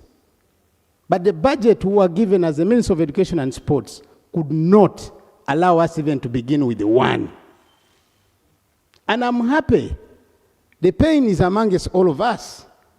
And Right Honourable Speaker, it's important fundamentally that we address the question of the human capital development. And I'm happy my colleague of health will also come and talk about the health sector. That for purpose of education, if you want to fail a country, deny them access to education. And it's important even the planners in finance get to understand. As of now, actually our first request for purposes of actualizing compulsory UPE, compulsory USE is 309 billion. Because, Right Honourable Speaker, you were in cabinet when my senior minister submitted a paper on the need, which cabinet approved, for us to have free compulsory primary, free compulsory secondary, which addresses all the demands of having all those 3,486 primary schools built. But the challenge is the finance resource envelope which we are having. The other one is on the need for seed schools. Let me also tell the country that as of today, we have, as government, we have 2,190 sub-counties. As the Minister of Education and Sports, we have 1,286 schools or government-aided schools across the country. We do not have 904 sub-counties without seed schools, as far as our records of the Minister of Education are concerned. Now what we are working on is entirely to work with the World Bank to earmark under UGIFT 2, because now we have asked Minister of Finance to ask for us to look at UGIFT 2 to ask for additional about 200 schools. We should be able to come in and we move forward in terms of addressing that. The reason why I'm concentrating this, these questions are now like it's like a daily bread. Whenever I'm here, there's a matter of what? Of seed schools coming up. The other thing which I want again to say here, Right Honourable Speaker, is the request by colleagues for me or for us to visit your areas to look at some of the dire needs of our sector. Fast forward, I did say again here, a few days ago, that we send quite substantial amount of money, about 3 trillion is what we send to the district local governments. Out of the 3 trillion, Right Honourable Speaker, I committed, and tomorrow I'm going to forward to your office what is this 3 trillion doing in as far as district local government. I am sending so that all honourable members of parliament get this data per district so that you go and cross-check. For instance, let's talk about primary education. Where is the problem today? Despite us not having these primary schools, let's talk about the existing. You talk about dilapidated structures. Are you aware that we send some money for renovations of those dilapidated structures? We do.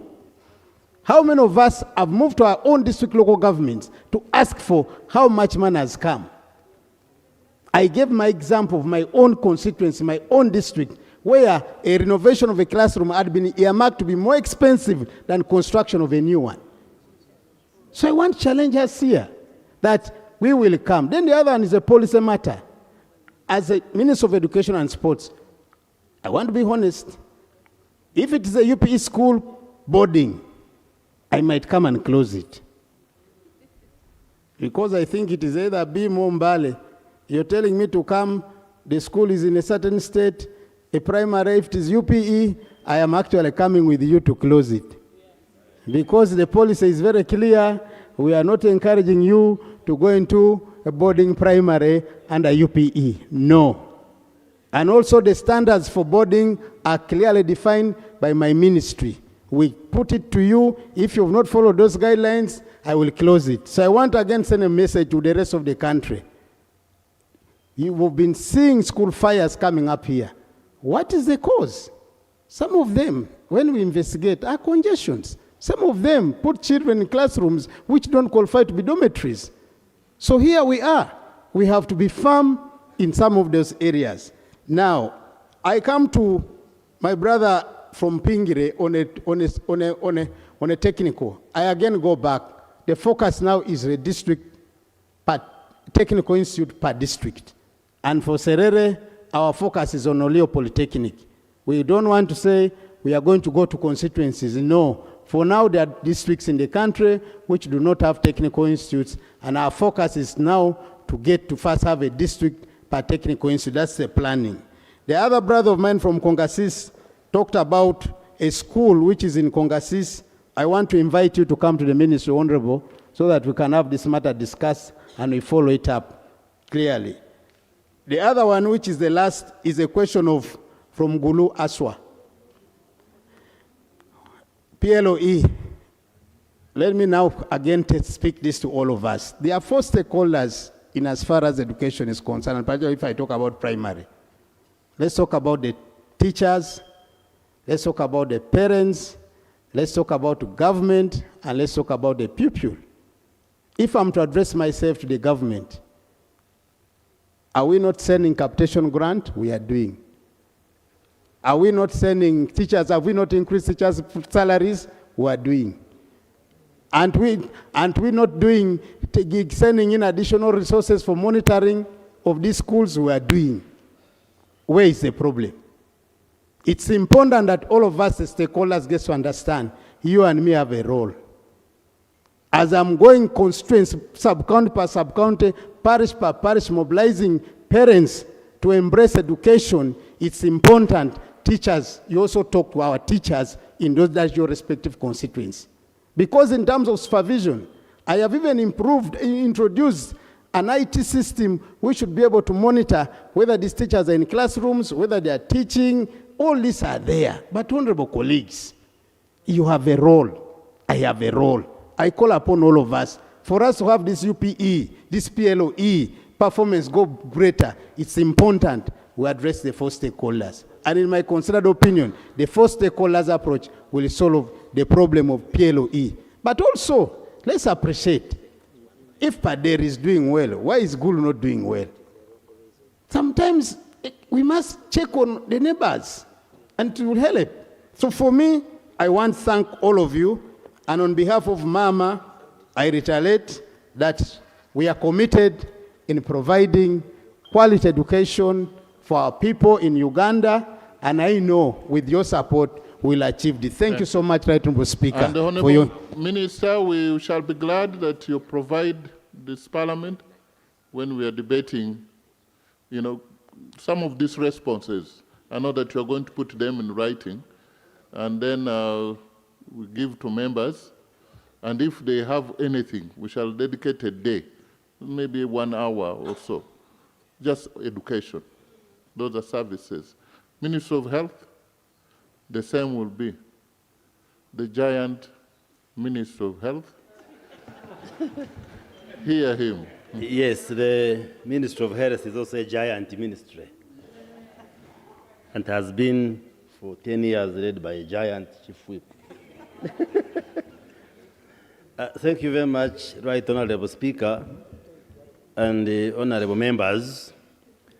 I also add my voice to appreciate the President for his State of the Nation address, which, among other things, highlighted issues of health. And I would like to thank the honourable members for the various issues they have raised in the debate concerning matters of health, starting with the leader of opposition, who raised a range of issues, and then all the colleagues who have spoken. And I just want to give assurance to the House that we have captured the issues, and we shall be preparing a comprehensive report on health and health care, attending to the various concerns which have been raised by the honourable members. But permit me to just preface that comprehensive report with a few comments. I may not be specific in terms of responding to what each and every member has raised, but I will speak in the general terms, and then the bigger report will be coming soon. And the concerns raised help us as the Ministry of Health in shaping the strategies and interventions which we shall continue to put in place in order to ensure that Ugandans have access to good health care. Just a few comments. One, let me say that there has been a lot of improvement in terms of providing health care to Ugandans over the years. And we thank the NRM government for the investment it has continued to make in health. And there are ways that we use to measure improvement in health. We can even use naked eye examination to look at health centers which have been constructed or rehabilitated and the services which are provided. But also we carry out studies, impact studies, to see whether the interventions which we are putting in place are having impact. And of course, that impact is contributed to by interventions in health, but also they are what we call determinants of health. When we construct roads, when we provide safe water and address sanitation, when there is electricity, all these contribute towards better health for Ugandans. If I can just quote some few indicators, Right Honorable Speaker. The life expectancy at birth, which measures the quality of life, that given the prevailing circumstances, if I give birth to a child, to an infant, how long is this infant likely to live, given the conditions? When the NRM government came to power, because of HIV and AIDS and other factors, this life expectancy had fallen to as low as 43 years. But this has phenomenally raised now to 68 years. And scholars, you can check how many countries are able to turn around the situation and increase the life expectancy in a short period of time. If you look at infant mortality rate, those are the infants or the children who are born alive but do not live to celebrate their first birthday. This has dropped from the last 30, 40 years from 122 deaths per 1,000 live births to now 36 and coming down. I'm just giving a few examples. These are indicators we use to show that there are improvements in health. If you use an indicator like HIV prevalence, at one point Uganda was one of the countries with a very high prevalence rate of HIV. It was recorded as high as 18.5% in the general population and 30.5% among pregnant women. But in the general population, this has reduced now to 5.9%. I recently got a report. And Uganda is one of the countries that have been able to bring down prevalence of HIV. If I use another example, the last indicator I can use, maternal mortality ratio, which is a measure of women who die as a result of pregnancy and childbirth-related complications. When President Yoweri Museveni came to power, this figure was high. We were losing very many women. We usually measure it in terms of the deaths per 100,000 live births, the statistic. But in 86, thereabout, it was around 700 deaths per 100,000 live births. When we started measuring using what we call the demographic and health surveys, these are population-based surveys, in 1995, the figure had reduced to 506. And every 5 years, we measure through those surveys, and it has gone down as follows. From 506, it declined to 505, it declined to 435, then there was a slight increase to 438, but it was because there was a change of methodology in calculating it. Then it fell to 336, now it is at 189 deaths per 100,000 live births. Next year, we are carrying out another demographic and health survey to see how it has come down. So from 700 to 189, still high, but showing progress in terms of decline of women who die because of pregnancy and childbirth-related complications. So these are just examples of indicators which show that the money we pass here in Parliament, the programs we draw as government, show that there is impact and the quality of life of Ugandans continues to improve. The Honorable Gwashande raised a very important point, that the population growth in Uganda is high. And this has implications in terms of the budgets, in terms of, for instance, how many doctors and health workers do we need, how much should we appropriate for medicines as the population increases. Actually, scholars say that the population growth should have a mathematical relationship with economic growth. The economy should grow at least 3 times higher than the population growth for that population growth to be sustainable. That means today our population growth is not sustainable because the economic growth is not 3 times the population growth. We grow at 3.2% per annum in terms of population growth. And we shall be rallying and mobilizing members of Parliament to work with us in the Ministry of Health to promote technologies like contraceptives, family planning, and other measures that we have. Having said that, Right Honorable Speaker, the disease burden in Uganda is characterized by communicable diseases. These are diseases which can be transmitted from one person to another: malaria, diarrhea, TB, Ebola, and all of these. But also we see an epidemic and increasing trend of non-communicable diseases, which sometimes we call lifestyle diseases: cancer, diabetes, high blood pressure, and the other conditions. But also we have prevalence of what we call neglected tropical diseases. Diseases like leprosy, diseases like onchocerciasis, this is river blindness, diseases like elephantiasis.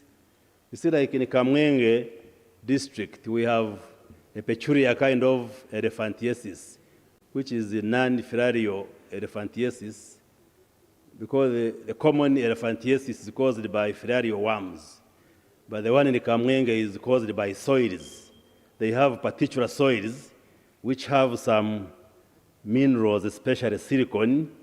When you get in touch, especially the feet, with those minerals, you develop you react. So there are those rare conditions which are also prevalent. Now, our strategy as a government is to focus, one, on disease prevention and control, as well as health promotion, because up to 75% of the diseases which afflict our population are preventable.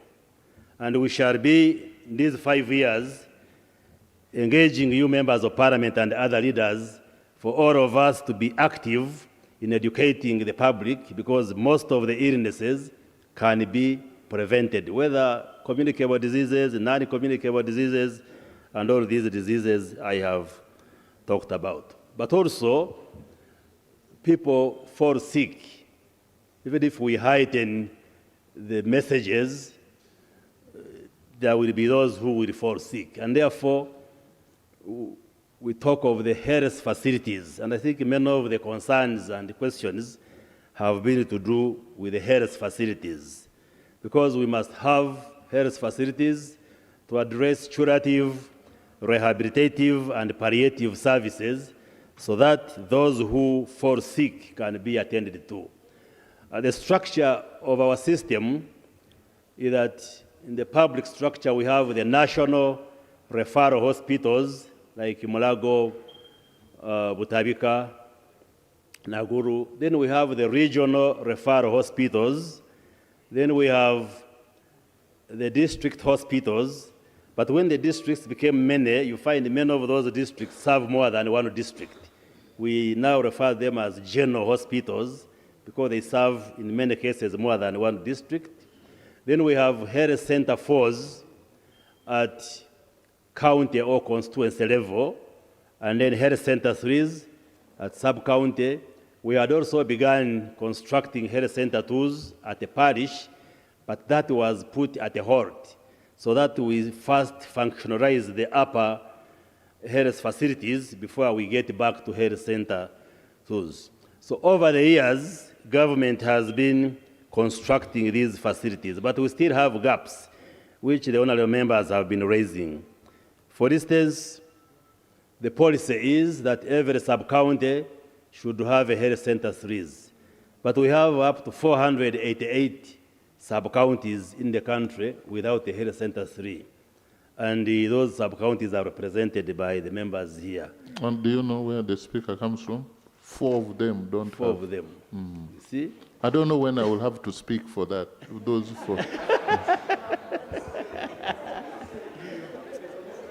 I have taken note, right, Honorable. We have 125 constituencies without health center 4s. We have, I think, a gap of 38 district hospitals. And I think we also have a gap of like 3 or 4 regional referral hospitals. And we have plans to construct and address all these gaps. For instance, my brother from Soroti was raising the issue of Soroti Regional Referral Hospital. Some of the facilities which we have are old and dilapidated, and there has been a program to rehabilitate a number of these facilities, and we shall have time. My sister from Abim was talking about Abim Hospital. I will visit, I will come, but also we shall ensure that it is rehabilitated. So we are rehabilitating a number of hospitals which are in dire shape. As resources become available, we shall definitely reach everywhere. In the case of Soroti, I want to agree with the Honorable Member of Parliament that the university has donated 70 acres of land to government.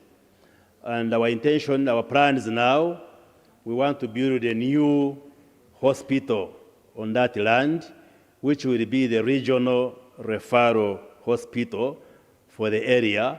And the existing Soroti Regional Referral Hospital will be rehabilitated. Rehabilitation is going on, and then it will serve as the hospital for the city. And the ministry, together with the Ministry of Finance, we are negotiating for financing with the Badea and Japanese government. And we can have a bilateral discussion. We are securing resources to start on the construction of the new hospital and many others. But we shall have comprehensive responses in the statement which will come. So there are issues, many, which have been raised. I just want to say in generality that we have total commitment as the Ministry of Health. We are going to address all these concerns. There are issues to do with upgrading health facilities. Like, say, there are districts without hospitals, there are constituencies without health center 4s, there are sub-counties, like I've said, without health center 3s. There is a project which we are designing. We are now concluding discussions with the financiers, the Ministry of Finance. One component of that project will be to upgrade health facilities. And we shall come here. We shall be rational. And that's why I've said we have captured your concerns, and we shall try to the best extent possible upgrade some of these health facilities, like where you have no hospital. But also the Ministry of Health has taken a decision, because it might take us long to build the 38 district hospitals. We are going to upgrade all health center 4s to community hospitals. That's right. Community hospitals in a phased manner. But there are areas like Namisindra, which is on the hill. The woman MP said she's in love with the speaker. And that love should translate into a hospital. I hope he will not deny her the hospital because No. That is the very reason why she should appear number one on the list of prioritization. We have districts like Ruchiga district without a hospital. So we have all these, and once we start implementing the project... I was in Chibuku the other Sunday for the priests, whatever, and they accosted me that I should inform you. They don't have a hospital. A hospital, yes. Chibuku, Budaka, and they are along the main road. I know you have better plans. You will come and tell us maybe on Tuesday. I was also in Soroti, not Soroti, Tororo some time back. Yes. And I was also being referral. Not be say harassed, but reminded that Tororo Hospital should be upgraded to regional referral. It's the only region which among the 10 first. So I am also communicating that Tororo Hospital is on our list. Don't excite the speaker. To upgrade. It might adjourn the house. So finally, as I conclude, there have been concerns regarding availability of medicines and other supplies, the issues of staffing. Yesterday, I did talk here in Parliament that Cabinet directed me to prepare a comprehensive report to Cabinet on health resources, the human resource for health workers. For instance, we have now come up with a new structure, like the health center force have been having a provision for 2 medical doctors. We have now increased it to 4 doctors in the health center for, as we upgrade them to a community hospital. You have raised concerns of x-rays and equipment not being functional. We have captured all these. You raised the issue of, I think the Member of Parliament for Igara West, the issue of health insurance. I will be coming here with proposals on introducing health insurance in this country. You have raised issues of ambulances. Yes, our policy as a ministry is to have an ambulance per constituency. And in the current budget, this financial year, I think we shall be able to procure up to 50 ambulances, and we shall be rational in distributing them, but in the subsequent years. But also, I am negotiating with some company, the ministry is negotiating with some company which is like agreeing to supply us with ambulances in big numbers, and then we can program to pay them over the years. So, because it becomes an issue when we say 50, the question is now which constituencies shall receive the 50. So we are having those discussions. And lastly, Right Honorable Speaker, one of the issues we are addressing as Ministry of Health is to reverse the medical tourism, the direction of medical tourism, because many Ugandans fly to India, to Turkey, South Africa, to Nairobi for medical treatment. And we have asked we've asked ourselves a question in the Ministry of Health. What is it that is in Turkey, in India, in Nairobi, in South Africa, that cannot be here in Uganda?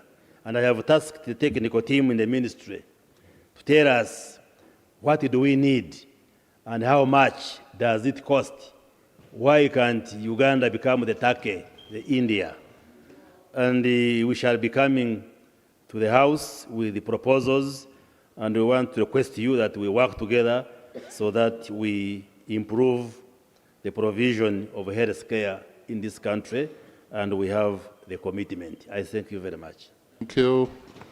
And actually, I'm told some who go for medical tourism, not only for medical treatment, including checkup, some people, Ugandans, who are not in this house, don't even trust Mulago for medical comprehensive. You go to Mulago, you go to Mbuya, there's some other military hospital there. I think the Minister of Defense knows about that. And they are very comprehensive. Now, some of us, when we go to some of these facilities, you can come here. Others can't come here.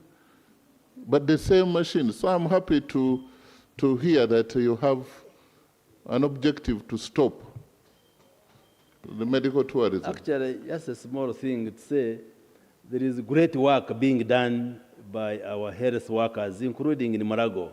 But sometimes people fly out just because of perception and attitude. Like the Cancer Institute, they have carried out a successful bone marrow transplant. Next week I will be, two, shall be discharging a patient who has been worked on by our own health workers. So we must build the confidence in our own system as well. And I will request this House, before we close, there are some particular civil servants who are doing a great job. We need such names and they get recognition here. We can't give them money, but we need to recognize them. Some people have been very, very committed to do the good work. Now let me invite the Deputy Leader of Government Business, and who has been a Minister of Health. He has been a Minister of Finance. He has been Minister of Defense. He has been a National Political Commissioner. He has been the first MP who won during the UPM, the only MP. When President Museveni lost for him, he won. So, and he's the Chancellor of Makerere University. Crown it up, yeah. And he has been ambassador to Beijing, and he's a medical doctor. And he doesn't grow old, you know. So. Thank you, Right Honorable Speaker. The Speaker, before he became a Speaker, used to be my friend. So some of the things he's saying is because he's my friend. They may not be quite accurate. But thank you for those compliments. Let me start by thanking colleagues who have really stayed in the House up to now. Because when we sit and listen to each other, it really helps us individually in our constituencies, but also helps the whole country. When you hear a colleague here stating the progress or lack of progress in his constituency, you contextualize yourself and you realize that you are not too bad off. So it's good to really listen to each other and learn.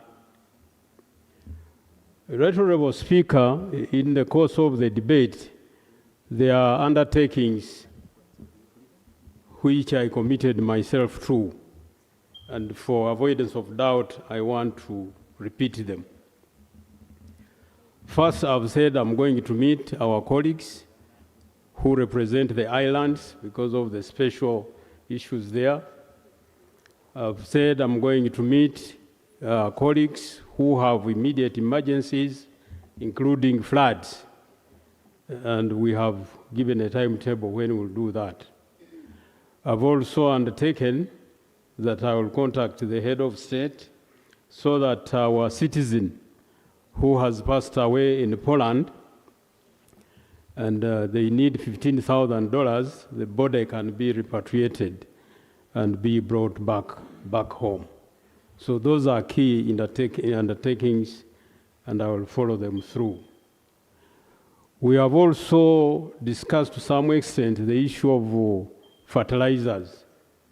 One of our colleagues here stated that the fertilizers are going more expensive because they are being imported and because of problems, I think in the Arab world, perhaps not enough of them are reaching our country.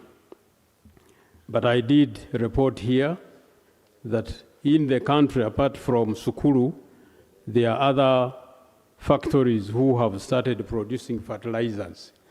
And the undertaking is for the government to support this effort and ensure that the supply of fertilizers grows to the levels that our people need them. Right Honorable Speaker, you have indicated that we need to come back here, particularly 4 sectors, to present further statements as a government, and we get a deeper debate. And as I heard you, this includes the area of agriculture. And I would add, Right Honorable Speaker, with your permission, that when our colleagues in agriculture come, they should highlight the issue of food security. Food security information we have in the School of Public Health in Makerere indicates that up to now, we are food insecure as a country. What are the measurements? Some of the measurements include stunting of children. Children 5 years and below, as you know, when they go to the clinics, they are weighed, their heights are taken, and some calculation is made. In many of the parts of our country, there is a high rate of stunting, up to 40%. In areas like Rwenzori, like Chigezi, this is a very serious issue. But it informs us that there is food insecurity. What it means also, I think in simpler terms, if we had a drought for a whole year, many of our people will die because we don't even have food reserves. So you have also said health should return, education should return, and roads, the road sector should come back here. But with your permission, Right Honorable Speaker, I would add that even the water sector should return, water for drinking and water for production, particularly irrigation. I think meetings, our colleagues like Honorable Baram, Honorable Namere, who is here with us, definitely very active and going all over. But we in the cabinet need to support them, not by cheering them, but by ourselves also going out. Minister of Agriculture, Minister of Health, Minister of Education, etc. We must come to the countryside and meet with you and address these very, very important issues.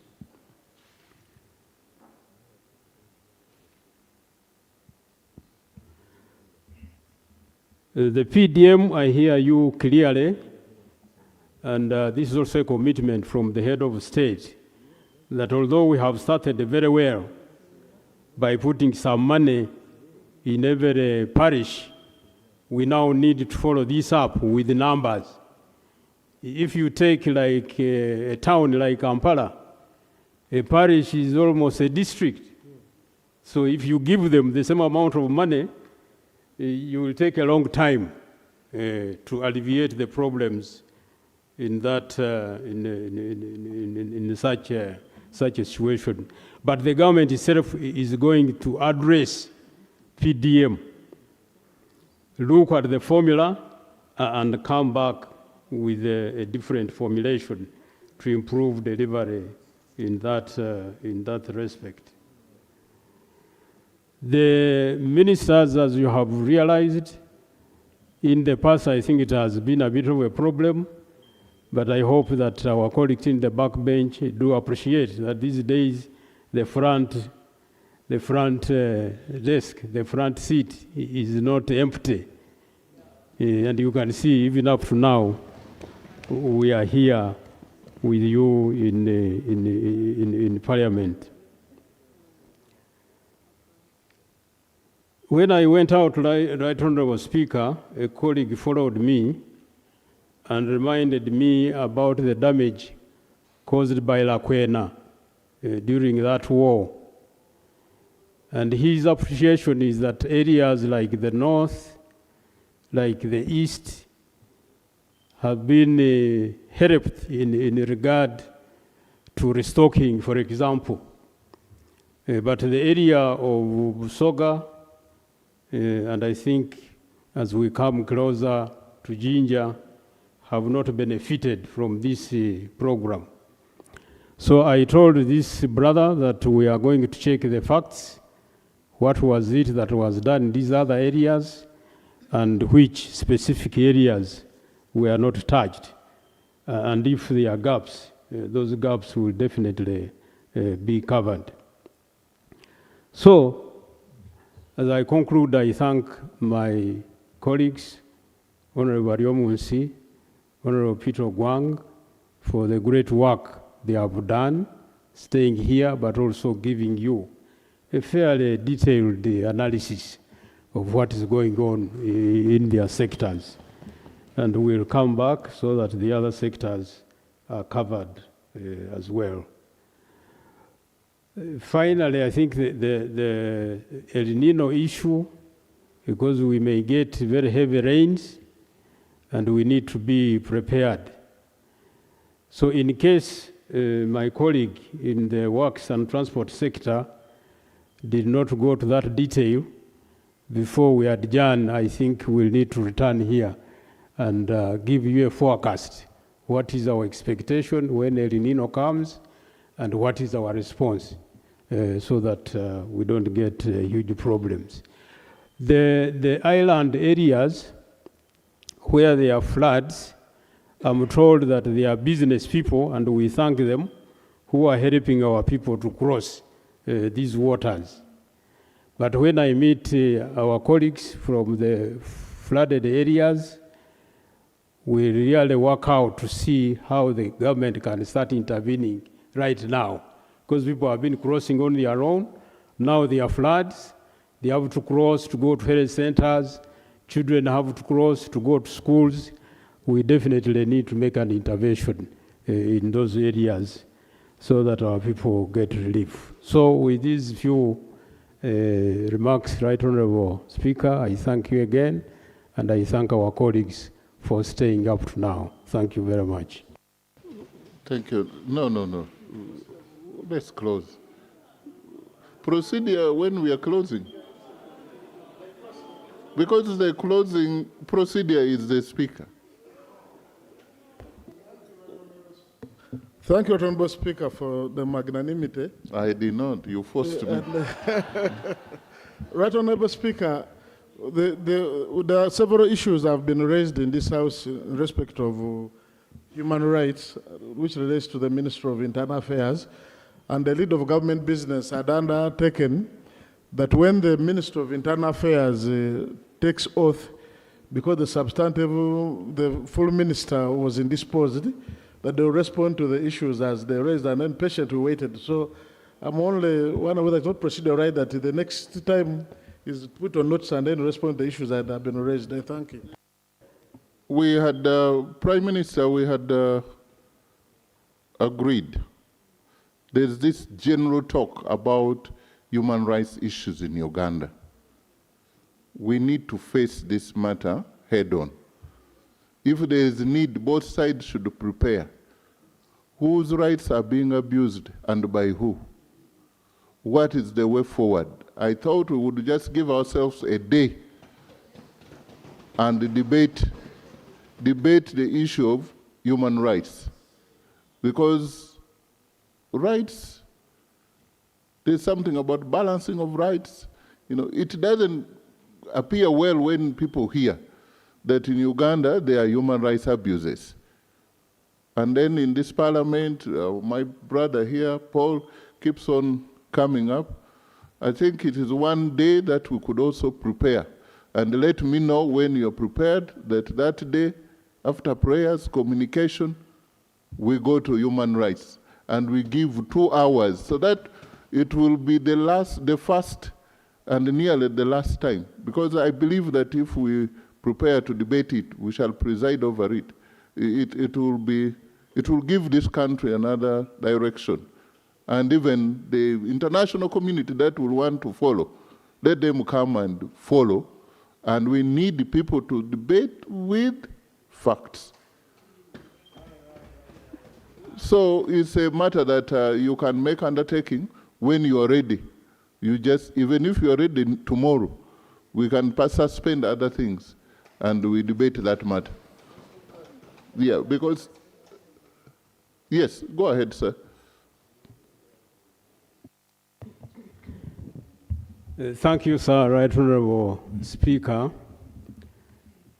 The struggle of the NRM was based on human rights. That I can tell you. And I think I told the Honorable Mwiru, or the leader of opposition, Senyonyi, Honorable Senyonyi, that even myself, I used to doubt whether we were violating some human rights. Because I didn't expect the NRM government to do that. But when I saw Kakwenza, there was a young man called Kakwenza. He ran away. I saw him on the TV with his scars in his back. So I knew that something wrong was going on. So, Right Honorable Speaker, I undertake. And on Monday, during cabinet, I will ask our chairman, the president or vice president, that we prepare to come here, give you a date, and discuss this issue of human rights. And I want to caution, let it be evidence-based. We shall not tolerate Lugambo. And both sides, I want the very best of you. If we say 10 debaters here, 10 debaters, let the world hear us. Honorable members, as I said earlier, the House would be going for recess on 3rd. Tomorrow we have business for tomorrow, and we intend to conclude on the State of the Nation address. In addition to any other business that will come on, there's a committee report on infrastructure. Today, 40 of you spoke on the State of the Nation, so we've added the number is now 281. Tomorrow we shall do for maybe 1 hour. We might have 20 more, and also, so those whose names were here and I didn't see them, I didn't call them their names, because I don't want to embarrass them that they didn't attend Parliament. Yeah, I saw people whose names were here on both sides and they were not here. So when we go from 4th, for 3 weeks, we should be able to monitor, to join government in many, many other activities that before we come back. So this House stands adjourned tomorrow, 2 p.m.